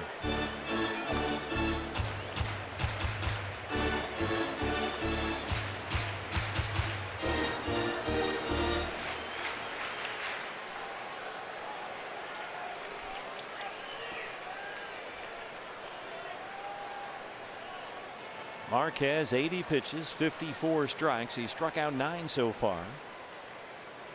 Ahead of Goldschmidt, 1 and 2.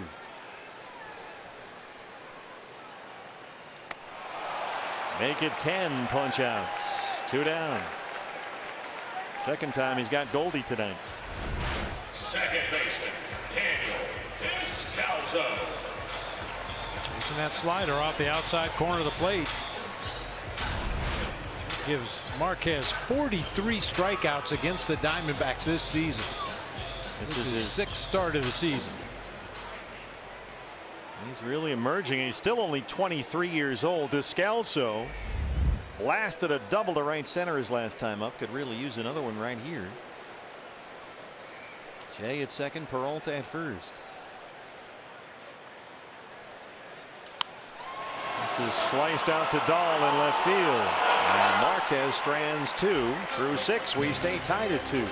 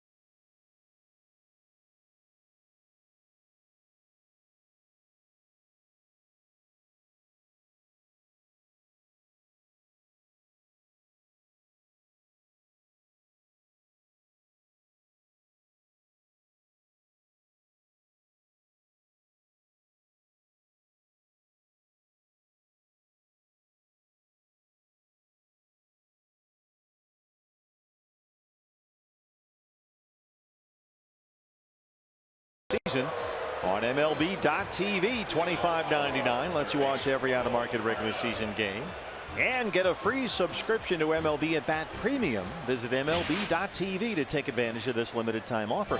Coyotes night here at the ballpark, and how about this catch a fly fan using a goaltender's glove? Now he might be onto something there. Could be a tryout camp. You never know. Everybody's always looking for a good goalie. He's got his OEL jersey on. I mean, I can see guys robbing home runs, making diving catches with the goaltender's glove on. Arenado hits a high fly ball to Jay in right field. He's 0 for 3. Good start to the 7th for Zach Greinke. Right fielder, Carlos. You ever see anybody try a crazy stunt like that? Bring a big glove out there, a big catcher's mitt? I know the knuckleball guys. Yeah, the knuckleball guys have their own mitt. Not quite that big, but I've talked about this in the past. I can't figure out why hockey doesn't recruit really big goalies. Didn't you campaign one year for a sumo wrestler goaltender? Refrigerator Perry, or a sumo wrestler. Put them on skates, put all those pads on them. There wouldn't even be a net to shoot at. Well, they do have to handle the puck and skate around. Nah, just stand there and let it hit you. Somebody else will get it. Just don't let it in the basket. You can just stand there, read a magazine, whatever. Yeah. See, it's always the innovators who are initially laughed at. Guys like you, the forward thinkers. Well, I've got the Coyotes front office here. Maybe in the next commercial break, you go make your pitch. I just try to fix one sport at a time. Oh, yeah. You're only one man. I got some good news for you, though. Okay. Padres have taken a 2-1 lead on the Dodgers. That is good news. 4th inning in LA. It's 2-1 San Diego. Cardinals and Giants are still tied up 3-3. They're in the 8th inning in St. Louis. There it is, 2-1. Ross Stripling on the mound for Los Angeles. Greinke's been busy today, showing off those gold gloves. He retires Cargo, 2 down. He's not even at 80 pitches yet through 6 2/3. Brings up Ian Desmond. Hunter Renfroe with a 2-run bomb for the Padres, my new favorite player.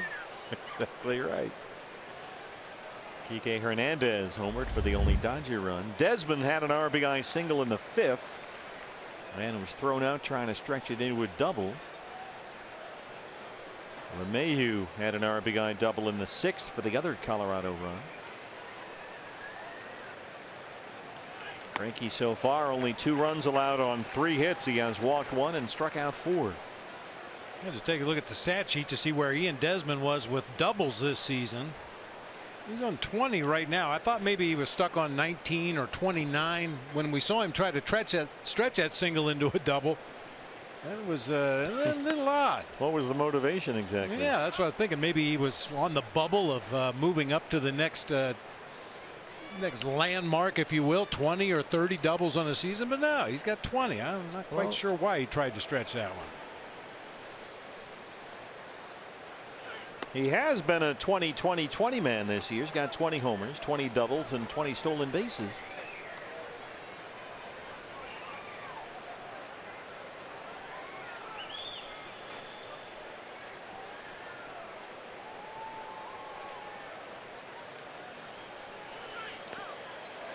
A couple of times now, Zach has yanked a fastball, a wild pitch in the Desmond at bat. Really got him in the 5th inning when he wild pitched Gonzalez to second. He scored on Desmond's single.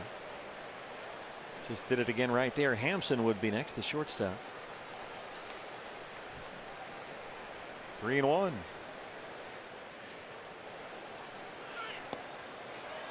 Well, this is the way things went for Greinke in the 6th. He got 2 quick outs, then gave up back-to-back 2-out doubles for a run.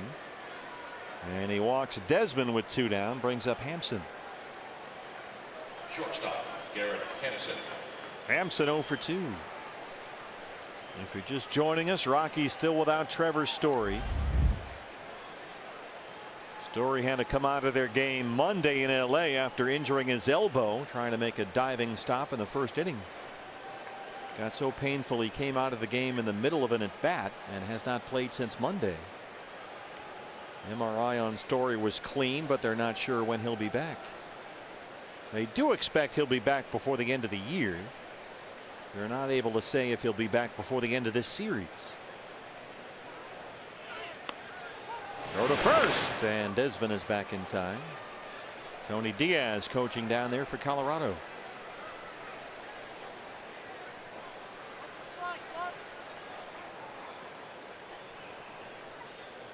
So it's Hampson at shortstop tonight with no Story. Might see Pat Valaika get a start or two down there as well.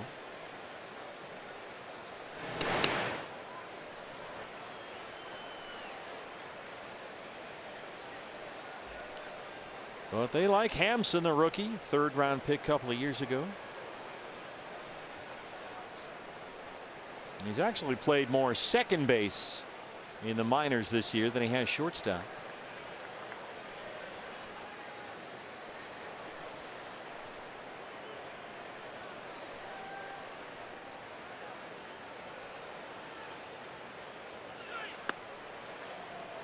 Doesn't get the call from Eric Cooper off the plate down and away. It's a ball and a strike.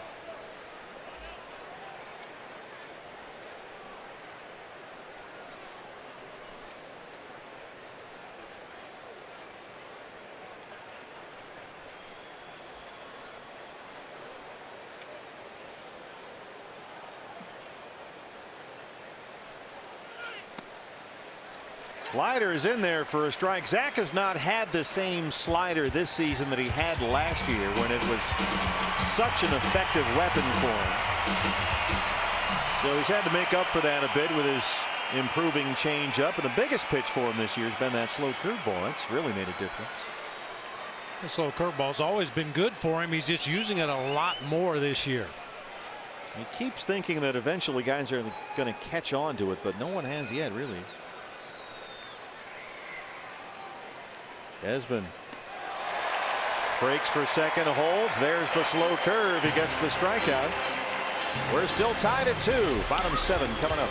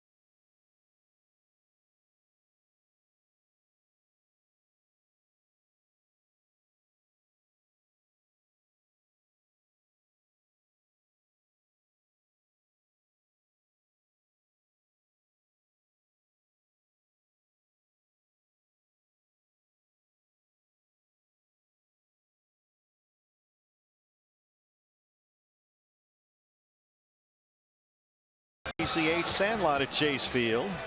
D-backs fans, don't forget, if you can't watch the games on TV, stream them live on your mobile device. Use Fox Sports Go. It's brought to you locally by your Valley Honda dealers. Download the free app and take Fox Sports Arizona and your D-backs with you wherever you go. AJ will lead off the bottom of the 7th against German Marquez. 2-2 ball game. Both teams got to have this one. Arenado backhands it at third. One away. Well, bad news in St. Louis. The Cardinals have taken a 5-3 lead over the Giants. And Adams pokes one down the line. Harrison Bader is home. Diamondbacks are 6 games behind the Dodgers division lead, but only 5 games behind those Cardinals for the 2nd National League wild card spot. St. Louis has a 2-run lead in the 8th. Dodgers trail the Padres 2-1 in the 4th. Here's Nick Ahmed 0 for 2.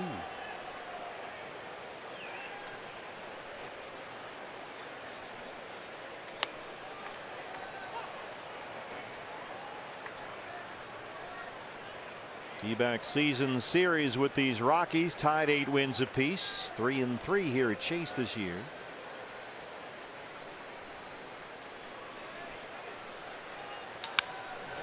Hampson at shortstop.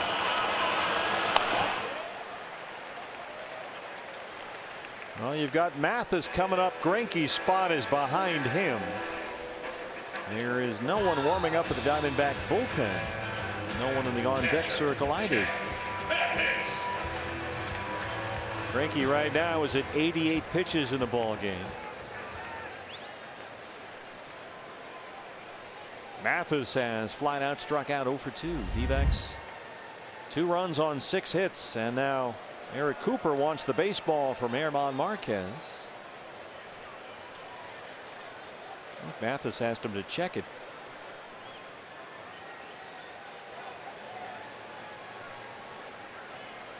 D-back bullpen just now will start to get busy. Some guys starting to limber up down there. No one throwing as of yet. No one in the on-deck circle either. Curveball is a strike 0-1. And here comes Socrates Brito, who will hit for Greinke. Should Mathis reach, Silvino Bracho warms up in the Sanderson Ford bullpen.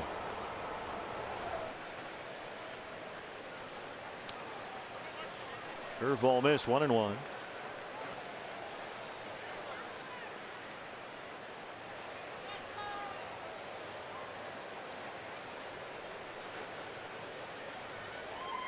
So Bracho is up and Brito is on deck. 1-1 on Mathis. Another curveball.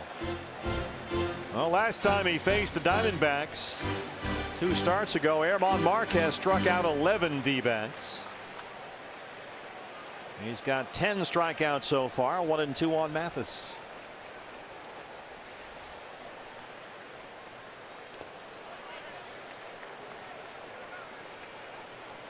Colorado trying to change its mojo. They've lost 3 in a row, 6 of their last 10. 1-5 on a season make or break road trip with 3 more to go. Fastball is there, and for the 2nd time in as many starts, German Marquez has punched out 11 Diamondbacks.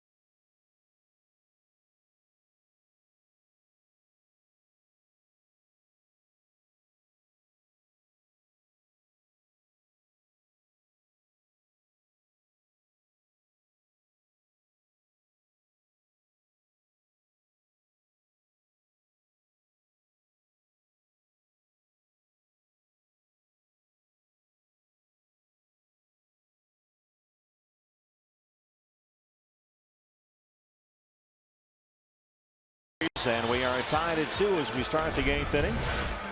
3 against the Rockies. Then those Dodgers come in here for the final home series of our regular season.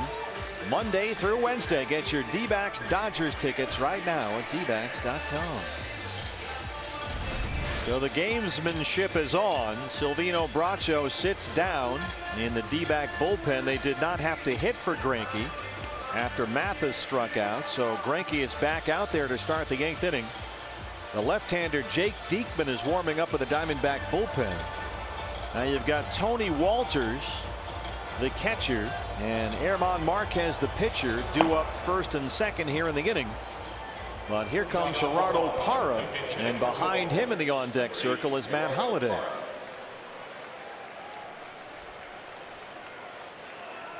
So Parra will hit for the catcher Walters, 280 and 5 homers.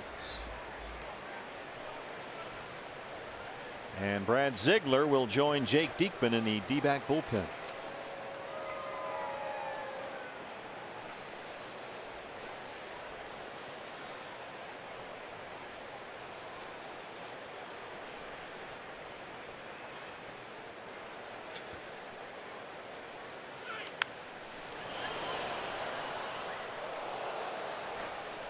Parra has not had a good second half. He had a monster month of June, but he's hitting only .236 since the All-Star break, and has not homered since June 24th.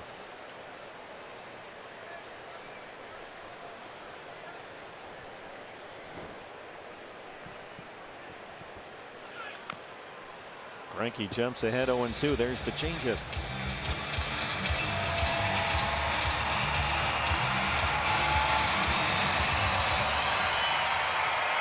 90 pitches, 56 strikes. He has walked 2 and struck out 5. He's given up only 3 hits. Desmond had a RBI single in the 5th. Blackmon and LeMahieu back-to-back 2-out doubles in the 6th. Slow curve misses upstairs. 63 miles an hour. That's almost impossible. To actually still have it maintain some kind of forward motion.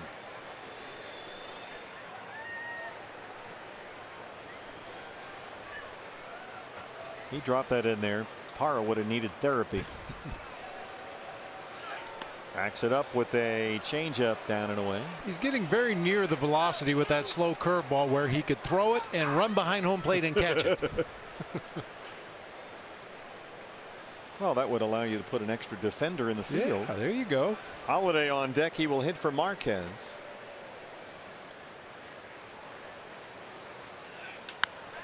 Tried it again. 67 that time. Parra knocked it into right center. A leadoff single.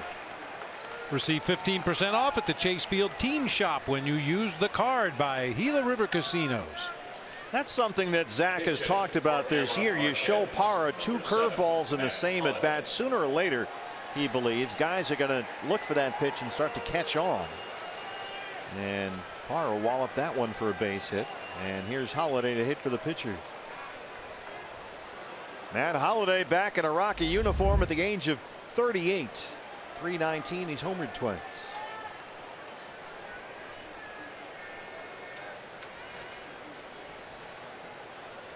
Three for 6 as a pinch hitter with a home run for Bud Black this year. Yeah, a lot of appeal for Colorado as a right-hand power bat to come off the bench. Get some starts in the outfield against left-handers.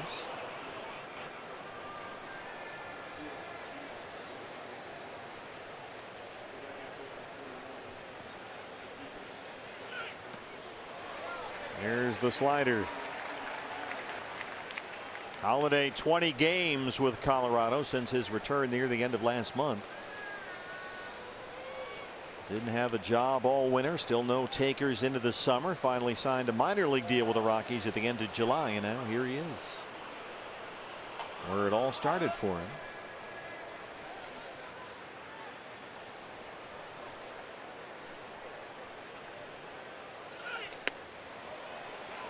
Missed with a slider.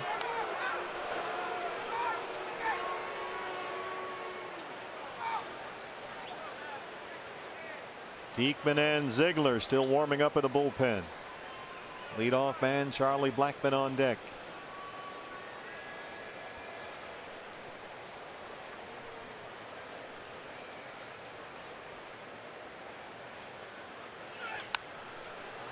Fastball fouled away, and it's 1-2.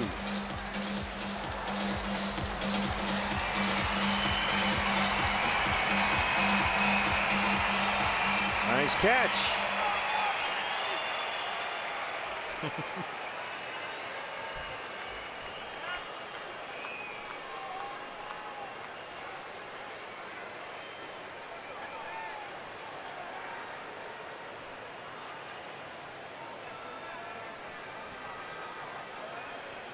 This is a slow curve again, I believe. And throw to first instead.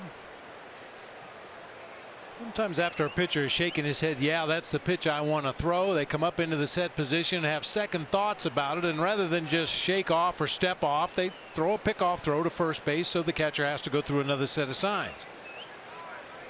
And back to the curveball again. Got him. 6 strikeouts for Zach Greinke, 1 down in the 8th. And here comes Blackmon. Well, Matt Holliday, a dangerous hitter. Obviously, you've got to execute your pitches against him. He'd had pretty good success against Zach Greinke in his career.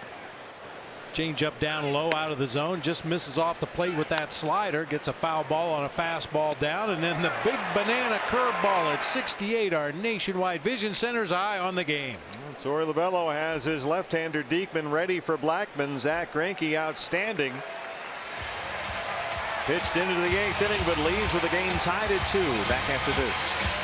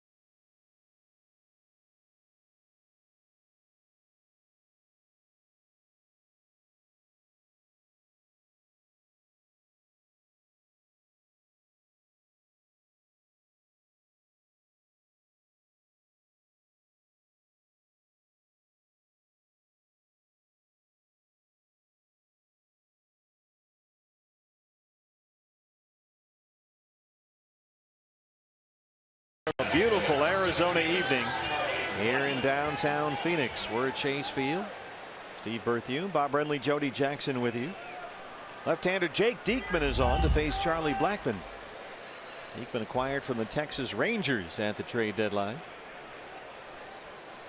Arnold Parr, the runner at first, 1 out here in the 8th. Blackmon doubled and scored his last time up. He's hit safely now in 13 straight games.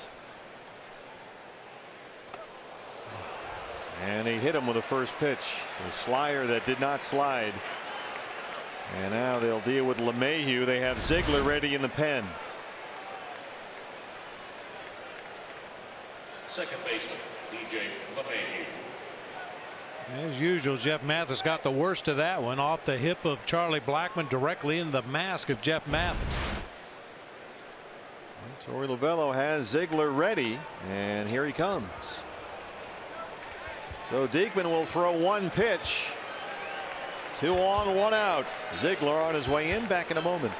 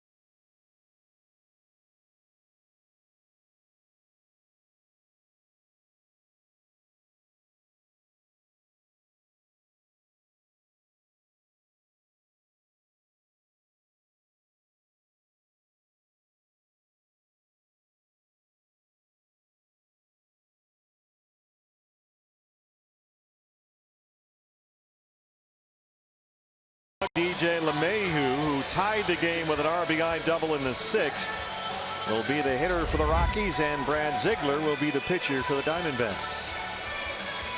Well, we know why Brad Ziegler's in the ballgame. Runners at first and second of a tie game late. He's in there to throw that ground ball, let the defense turn that double play behind him. And since he's been here, coming from Miami at the deadline, he has been as effective as he ever was. Yep. It is remarkable. He's got his work cut out for him here. 2 on 1 down. LeMahieu 1 for 3 with that RBI double. Final in St. Louis, the Cardinals have beaten the Giants 5-3. So the D-backs need a win here to stay 5 games behind St. Louis for that second National League wild card. Rockies a game and a half behind the Cardinals. There's a strike.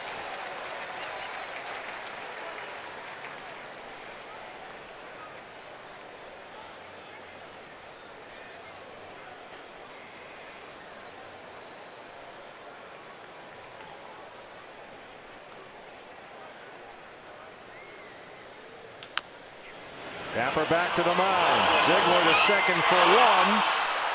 Boy, did you see how quickly Nick Ahmed got rid of that ball? That was unbelievable. Watch how quickly he's able to try and turn this one. They're not able to turn 2. Man, I mean, in and out of his glove, didn't even have time to take a step. It's unbelievable. The ball just wasn't hit hard enough to turn 2 that time. Slow Tapper back to the mound, but what a great effort by Nick to try to make that a double play ball. They want a challenge. Torrey telling Eric Cooper that they want to take a look at that one. I don't know if they used up all their time or not. You only get 30 seconds to decide if you want to challenge the play. Now all 4 umpires are going to get involved. Crew chief Marvin Hudson coming over from first. They may be looking at the slide, which would not necessarily. Well, let's see. Well, the way he threw his arms up in the air could possibly be a point of contention out there at second base. Yeah. Looks like they're headed over to the headsets.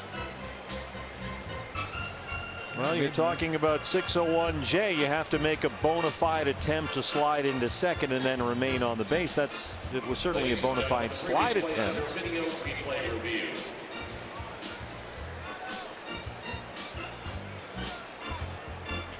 You cannot deviate from your direct pathway to the base. Didn't initiate. Well, I mean, I suppose you could say that the arms over the head was an attempt to initiate some kind of contact.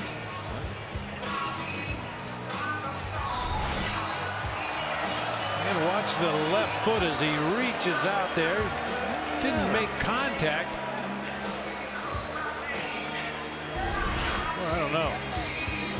I think throwing the arms in the air is the best chance the Diamondbacks have here of getting this turned into a double play rather than a fielder's choice ground out.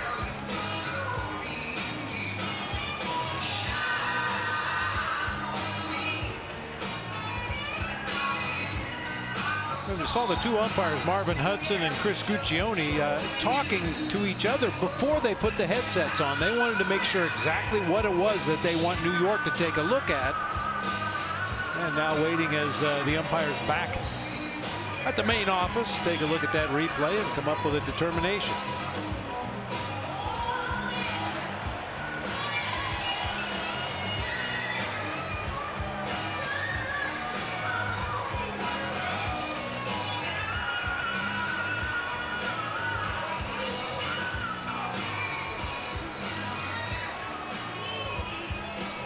Now, there was no contact. There didn't appear to be any contact whatsoever between Blackman and Nick Ahmed out there at second base as he attempted to turn that double play, but I don't think contact is necessary. An attempt to initiate contact by definition is a violation of the rule, and maybe the foot is the issue more so than the hands, because he did, as you said, stick the foot out there, and that could be interpreted as an effort to initiate contact with a fielder.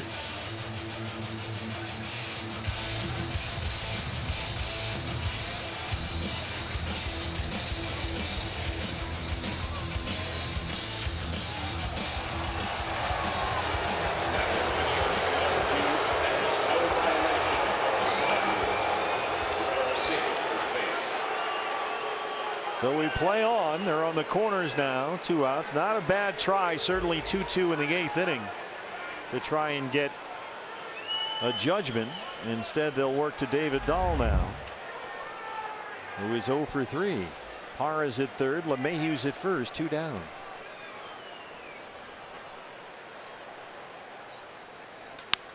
Base hit. And Colorado takes a 3-2 lead.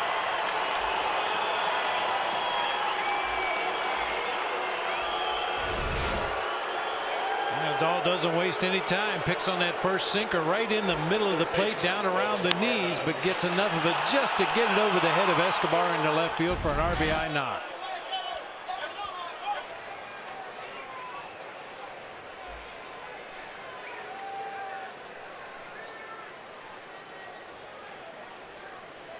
Here's Arenado, 0 for 3.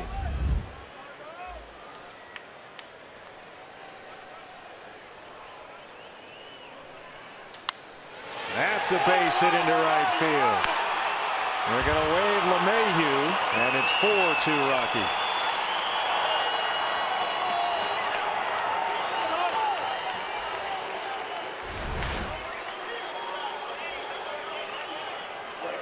Arenado, I think he swung at just about every pitch that's come his direction here tonight. This time takes a sinker away and shoots it through that right side of the infield for another RBI base hit. Dahl makes it into third, and the batter is Carlos Gonzalez.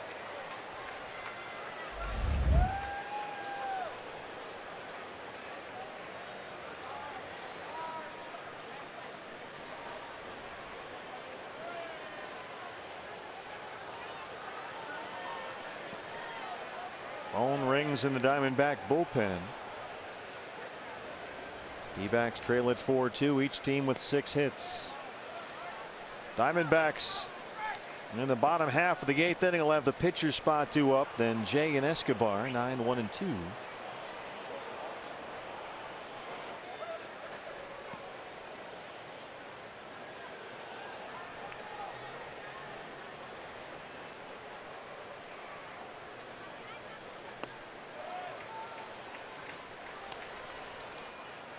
Two 2-0 on Cargo. Jimmy Sherfy starts to get loose in the Sanderson Ford bullpen.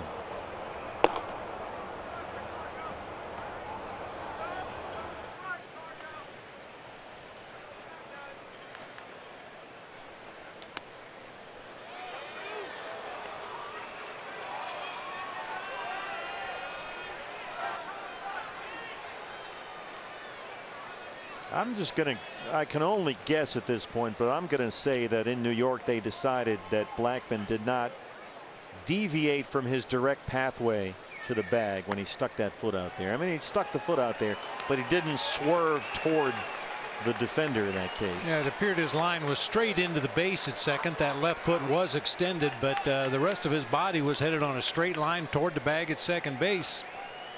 Like I said, I thought the best chance was maybe throwing the hands in the air, but since he didn't touch the baseball, didn't make contact with the defender, apparently they let it slide. And now they're loaded for Desmond, who had an RBI single in the 5th. He walked his last time up.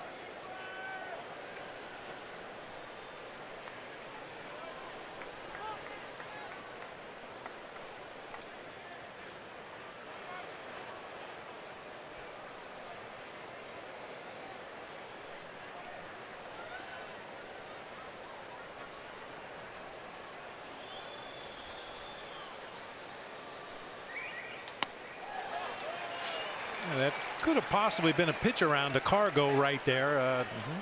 Ian Desmond at the plate, 1 for 11 lifetime against Brad Ziegler. You did have a base open during the Cargo at bat. It was second base, but if you feel confident enough going after Ian Desmond with the bases loaded, you got to be very careful with Cargo in that situation.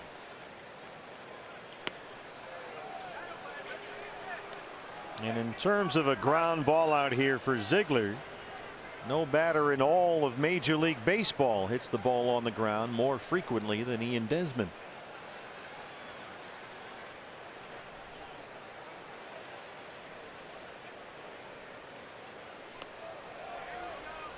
Curveball misses low. It's 2-1.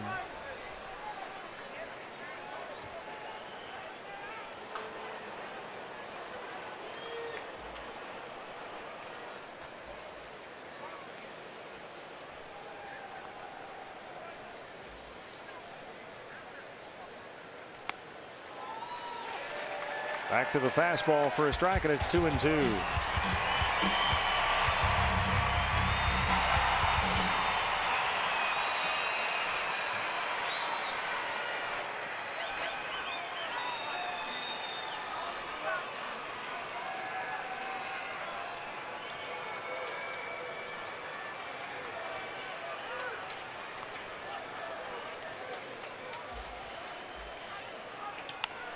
That one's going to drop in. Dahl will score. Arenado right behind. And it's 6-2 Colorado. A 4-run Rockies 8th. Slider out there on the outside corner. Desmond just kind of slashes across the ball, gets enough of it to muscle it out there over Paul Goldschmidt's head. And with 2 outs in the inning, everybody's running on contact, so the Rockies will play 2 more. And that's going to be it for Brad Ziegler. Last 4 batters, 3 RBI singles and a base on balls. 6-2 Rockies. Back from Chase Field right after this.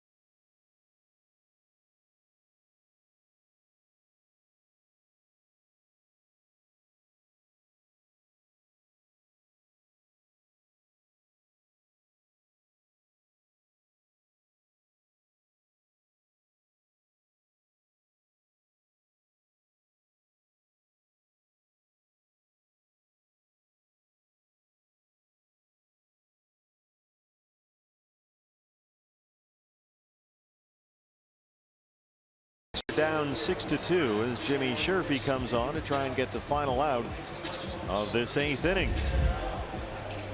He'll face Garrett Hampson, the 9th man to bat here in the Colorado 8th.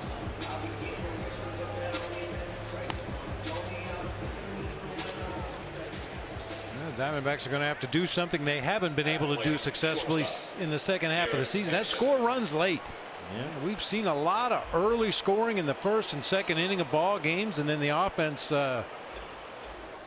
somebody slips them a Mickey or something. They just kind of go to sleep the rest of the ball game. Yeah, it's not a Mickey Mantle, that's for sure. That's for sure. Peralta had the 2-run homer in the first inning, and that has been all the scoring for the Diamondbacks. They've had only 4 base hits since the first inning. Here's the rookie shortstop Hampson. 0 for 3 so far.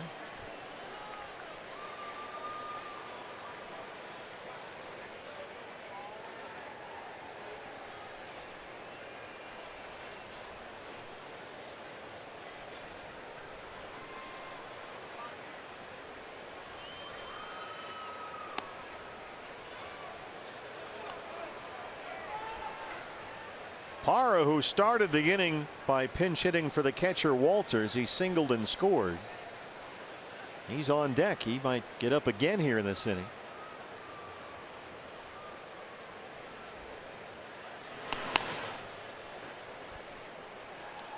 Rockies can look up on the board and see that the Padres have a lead at Dodger Stadium 2-1. They're in the 5th inning. Colorado would move to 1.5 back in the NL West if they hang on and the Dodgers lose.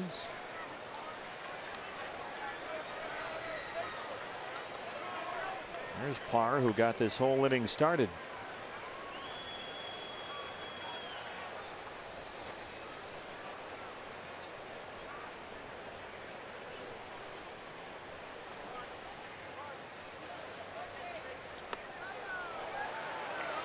Well, Sherfy walks Hampson. They're still loaded now with 2 outs, and Colorado is batted around in the 8th.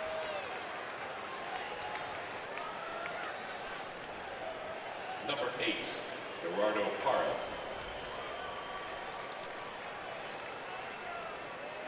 As you said, Parra pinch hit to lead off this inning for the number 8 spot in the lineup, Tony Walters, and now has rolled around getting a second at bat in the inning. I told the story in the past about our old buddy Dwayne Kuiper. Back in the day, did it something just like Gerardo Parra is doing right here. He pinch hit for the pitcher spot, got a base hit. We ended up batting around, and he got a second at bat. He tried to comically argue with the official scorekeeper that he should have got the win as the pitcher, since he pinch hit for the pitcher spot. The second time he came up, he was technically the pitcher. He was no longer a pinch hitter. That was the argument he made. It didn't float, but it's a good try. Didn't surprise me that Smoothie tried to get a win out of 2 pinch hit at bats, or rather 1 pinch hit at bat and then the following at bat. I think you have to throw at least 1 pitch to be the winning pitcher, but good try. And Jimmy's really having trouble with anything but a fastball here. The breaking ball hasn't been there. He lost the handle on that changeup. He's got Cargo at third, Desmond at second, and Hampson, who can really run, down there at first. There's a breaking ball for a strike, 1-1.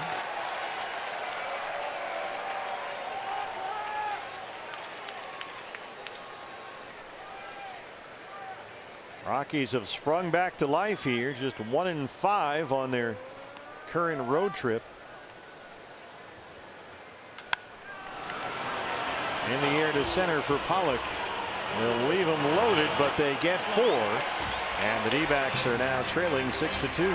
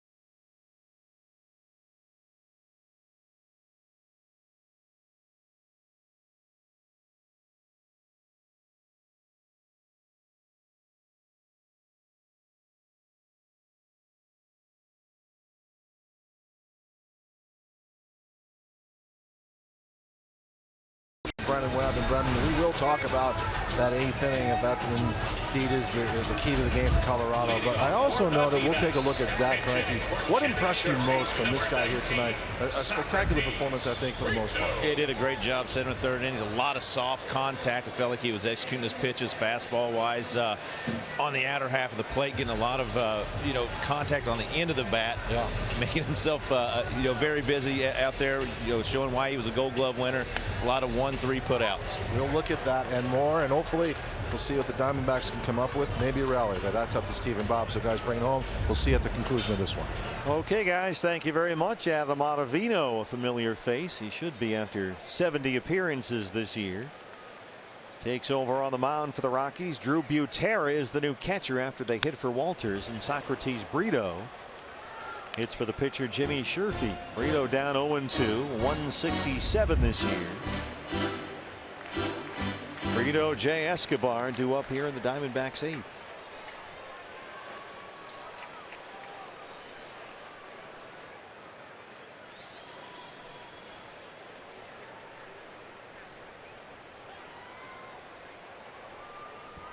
Socrates 2 for 7 since his latest Reno recall. He singled twice and walked.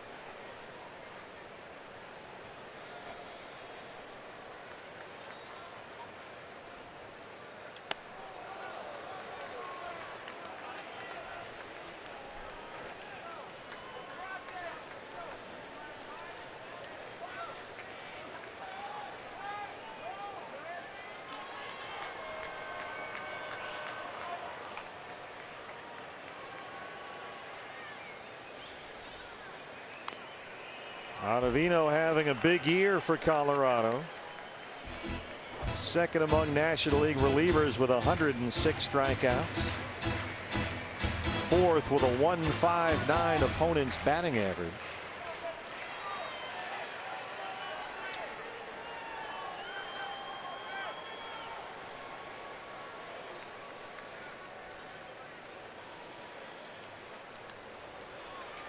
Trying to throw a slider and bounced it. It's 2-2.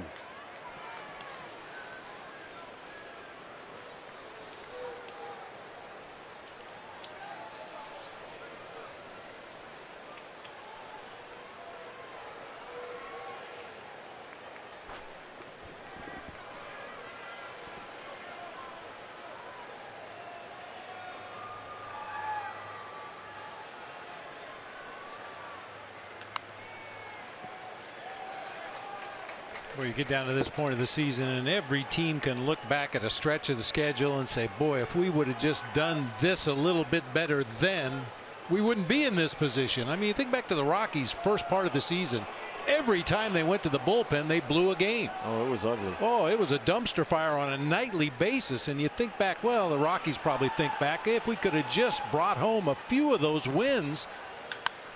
Reno gets it started. Yeah, that's after they invested over $100 million in their bullpen in the offseason. Shaw, McGee were both disasters, and Davis had some ups and downs as the closer.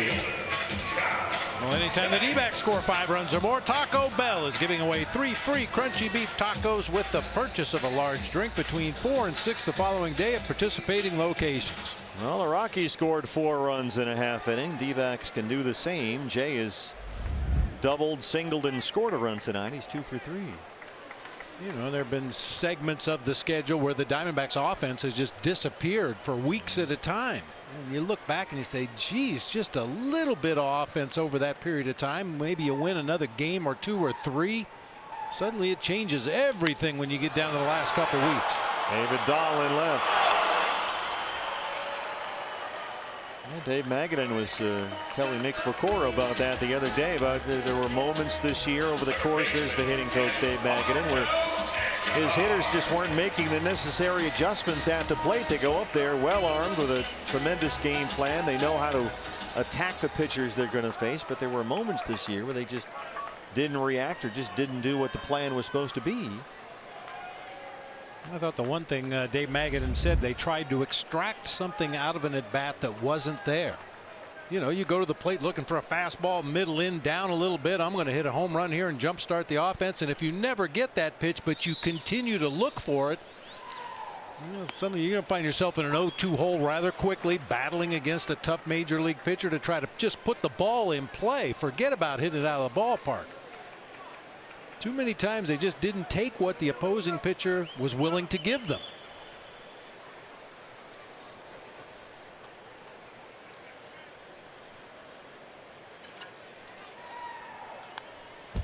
Well, Escobar down 0-2. He singled back in the 3rd tonight.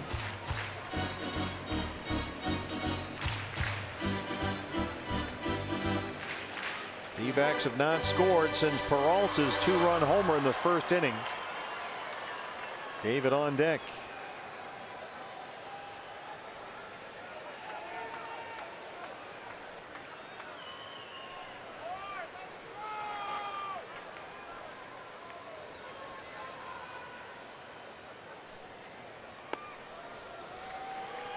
Almost threw the slider to the screen.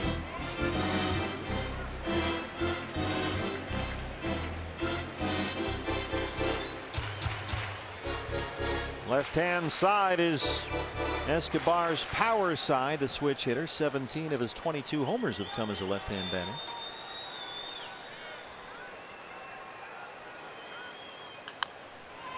Chops that one foul. Dave McKay at first.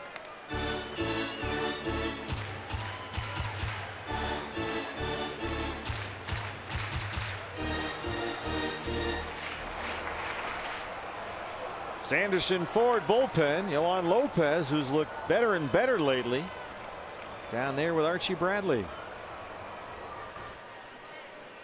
Lopez, a lot of life on that fastball.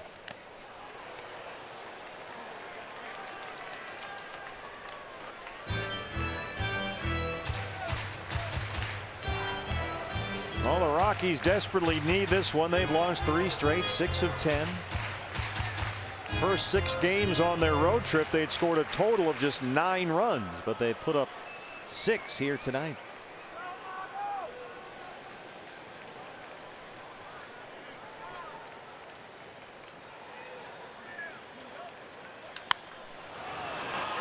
Once again, it's Dahl in left field near the line. 2 outs.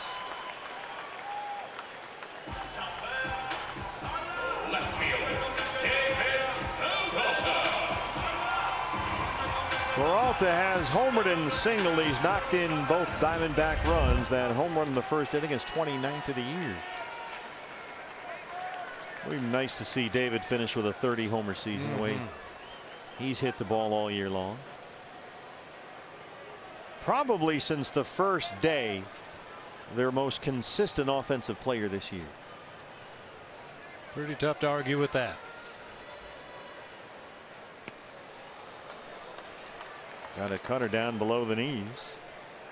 Well, we've talked about it throughout the second half of the season. Even those stretches where David maybe would go 2 or 3 games without getting a hit, his outs were line drives or hard ground balls that they made good plays on. Just has consistently made solid contact, more so than any other offensive player.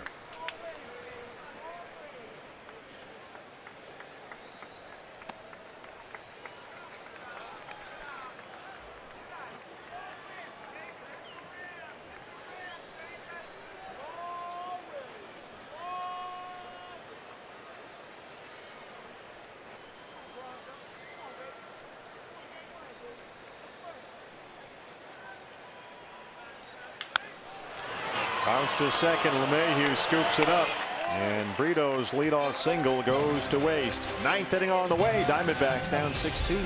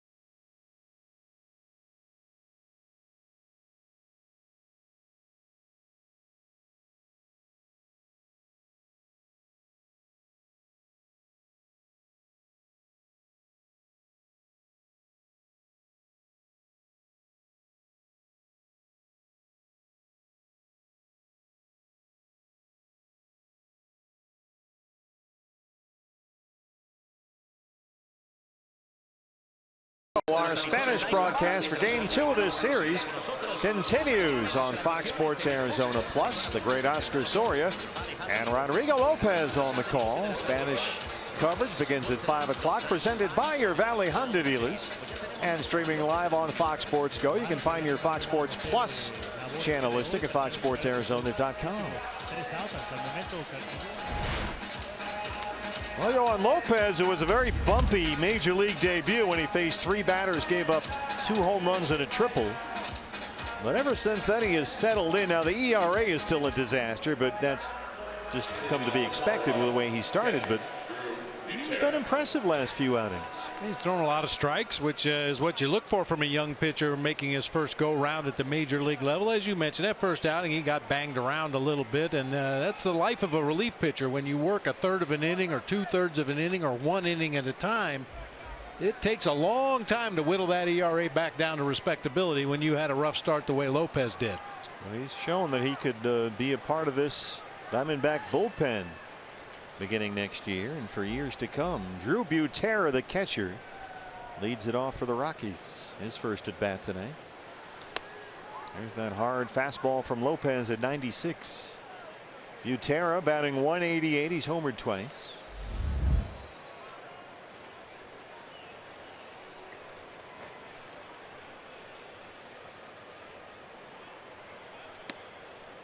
'97 caught the corner for a strike. 1-1. Rockies have got to have this one, so the closer, even with a 6-2 lead, is up. That's Wade Davis.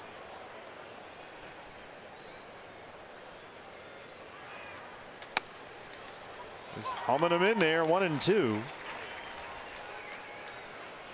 Butera just 6 games with Colorado. He was acquired near the end of last month from Kansas City. Just 2 for 11 at the plate for the Rockies.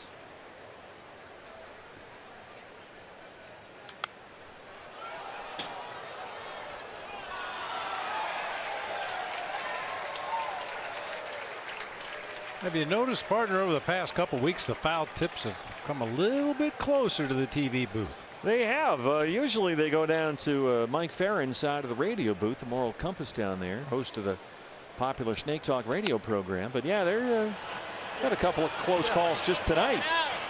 Goldie's got it in foul ground. What do you make of that? Well, I think we're about due to make a play up here is what I think. I haven't really had one all year long. Big first out there for Lopez. Challenged up high with a fastball. You'll see a lot of high velocity fastballs in this sequence. 96 and 97 up above the top of the zone there. Breaking ball just punched into foul territory. Goldie able to track it down for the first out of the inning. Our nationwide vision centers eye on the game. There's Charlie Blackmon being painted as the villain here by some of the D-back fans after that controversial slide into second that was reviewed. 3 defenders on the right side of the infield. Good first pitch right there to a crafty veteran. Charlie Blackmon was paying attention in the on-deck circle. He saw 96, 97. Lopez just pumping that fastball in there, so he went to the plate looking to ambush that first fastball, and Lopez showed great poise there, throwing a first pitch changeup. Back to the fastball away. Yes, he went, says James Hoy, and Blackmon's down 0-2. LeMahieu on deck. It's going to do Yohan Lopez a world of good when we show up for spring training next year to have had these handful of big league games on the resume now. His first major league experience. He can bring the heat. 98. That's one thing about the Diamondback bullpen over the course of this entire season. I know Archie Bradley can throw it hard, but they haven't had that guy would just come in and throw that wipeout fastball. You know, every bullpen it seems has 3 or 4 of those guys these days, or more. Yeah. So you can add that to the equation.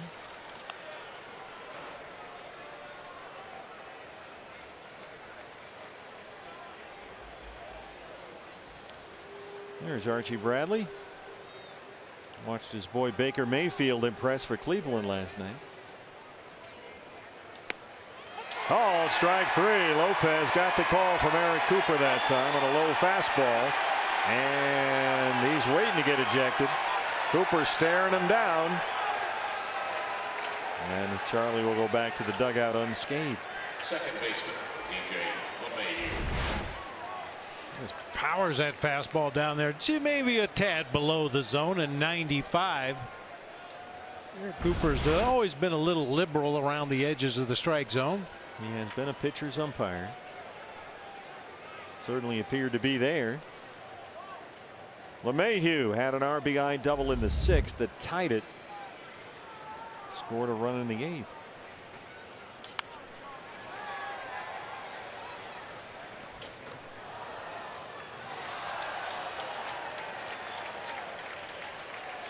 D-backs in the home half. We'll have Goldie, Descalso, Pollock due up 4, 5, and 6. Wade Davis, the closer, warming up at the Colorado bullpen for Bud Black.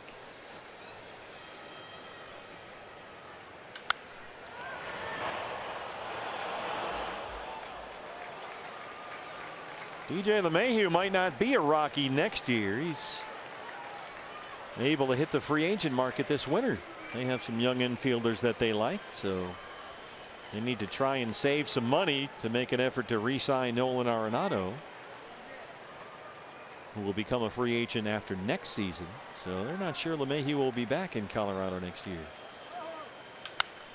That's a base hit.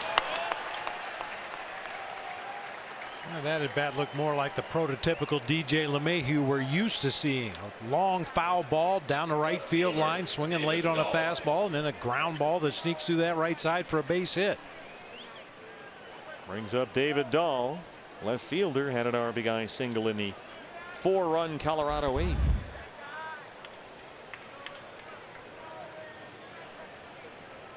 Three defenders on the right side of the infield against the left-hand batter.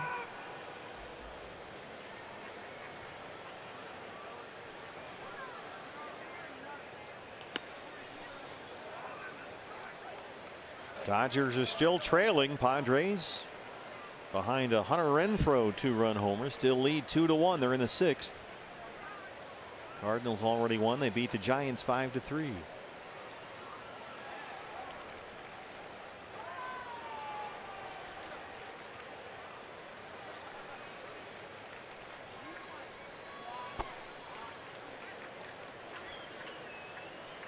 They're celebrating Ken Hawk Harrelson weekend at U.S. Cellular Field on the south side of Chicago, and the White Sox put a whooping on the Cubbies today, 10-4. Hawk got a big ovation. Descalso plants and throws. Goldie with a tremendous scoop. And Lopez sends us to the home half of the 9th, trailing 6-2.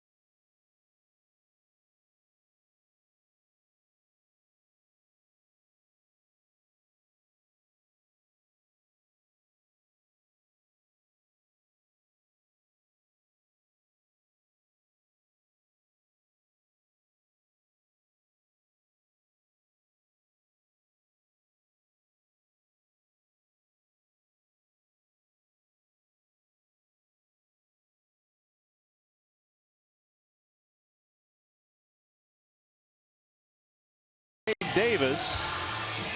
Now there's good news and bad news in terms of Wade Davis. You see the numbers right here. He is first in the National League. Those 40 saves, a career high. The Rockies franchise record for saves in a season is 41, by the way. Greg Holland did that last year. Jose Jimenez back in 02. That's the bad news. The good news is he's got a career high 6 blown saves this year. So you never know. Giving up a bunch of long balls as well this year, and Goldie is very familiar with Wade Davis and the long ball. 2 for 3 lifetime with 2 homers against Wade Davis. That was the Goldie 3-homer game last year when Davis was a Cub at Wrigley Field. Paul tonight 0 for 3, starts off the 9th.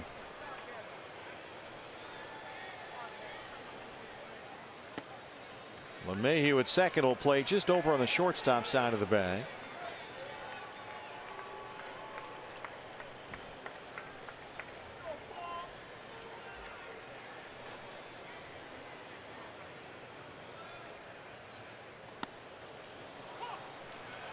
Wade Davis, there's the cutter. That's his big pitch, the cut fastball.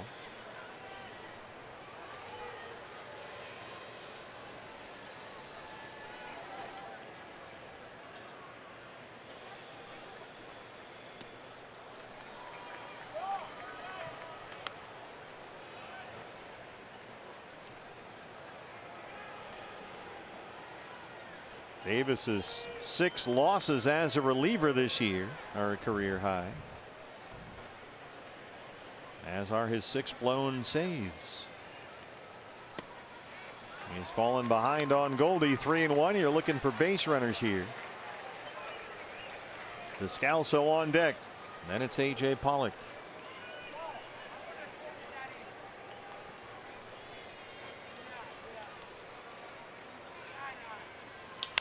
Goldie blasts one down the line. That's a fair ball.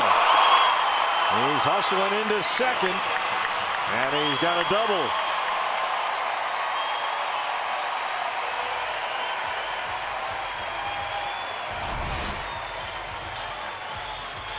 It's a fastball up and in, maybe even off the plate in that time, and Goldie's able to keep it fair down into that left field corner. Well, the D-backs got a leadoff single in the 8th inning from Socrates. Brito couldn't advance the runner. Now Goldie starts the 9th with a double. Descalso, the hitter, he doubled back in the 4th.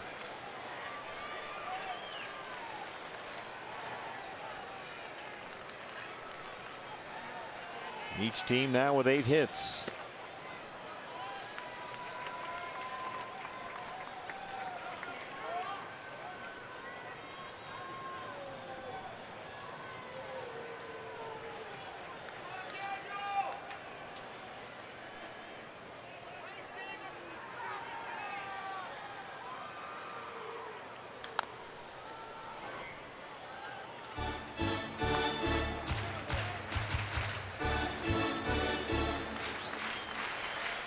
Same 2 teams tomorrow. Game 2 of the 3-game series. Patrick Corbin for the D-backs. Antonio Senzatella for the Rockies.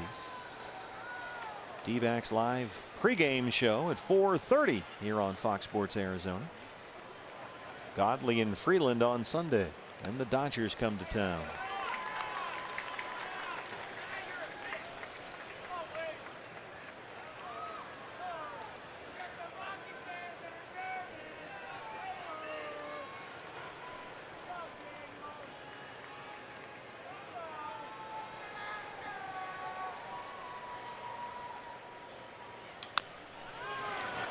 Tapper to first. Desmond's got it. Goldie into third. 1 out.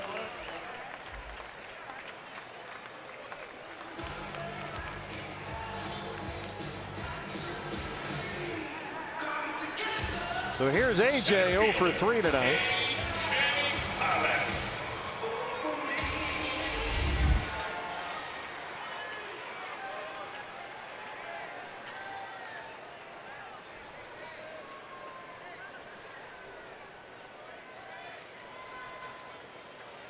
Lately, AJ's had a lot of trouble laying off that high fastball. Just can't quite catch up to it.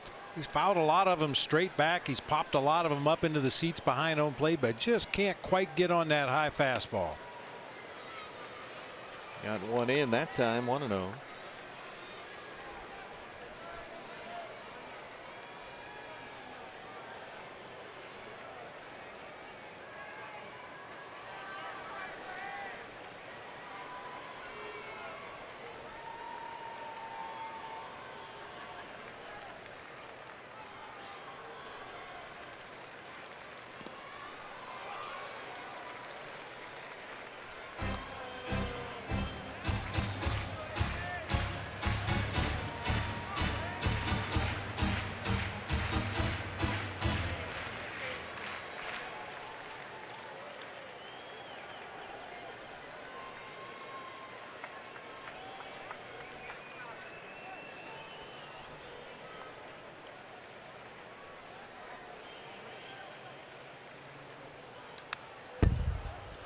Got a fastball up that time.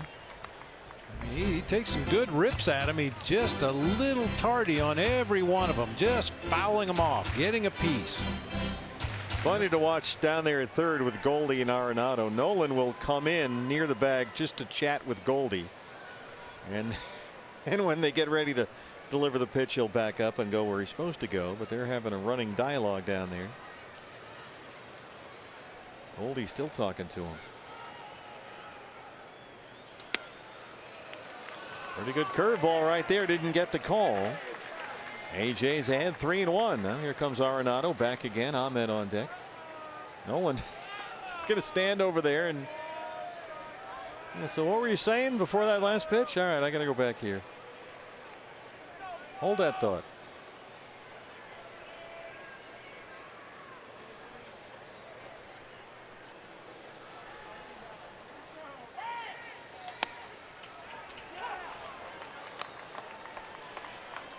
See, that's the straight fastball. He throws that in that spot right there, way to the right-hand hitter.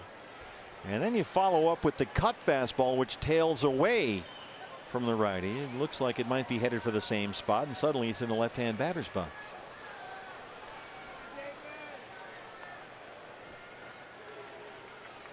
Going back out there.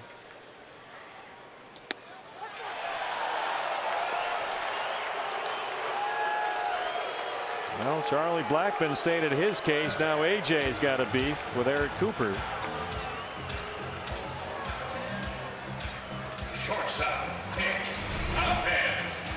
Take another look. That's just a four-seam power fastball down at the bottom of the zone at 96. AJ arguing his case, but it looked like a pretty good pitch.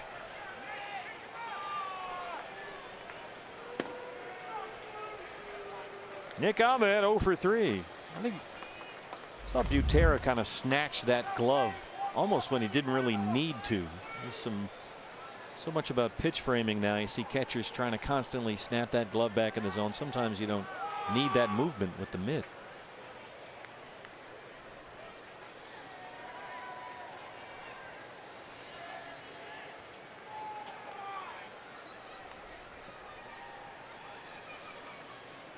Goldie at third, 2 outs.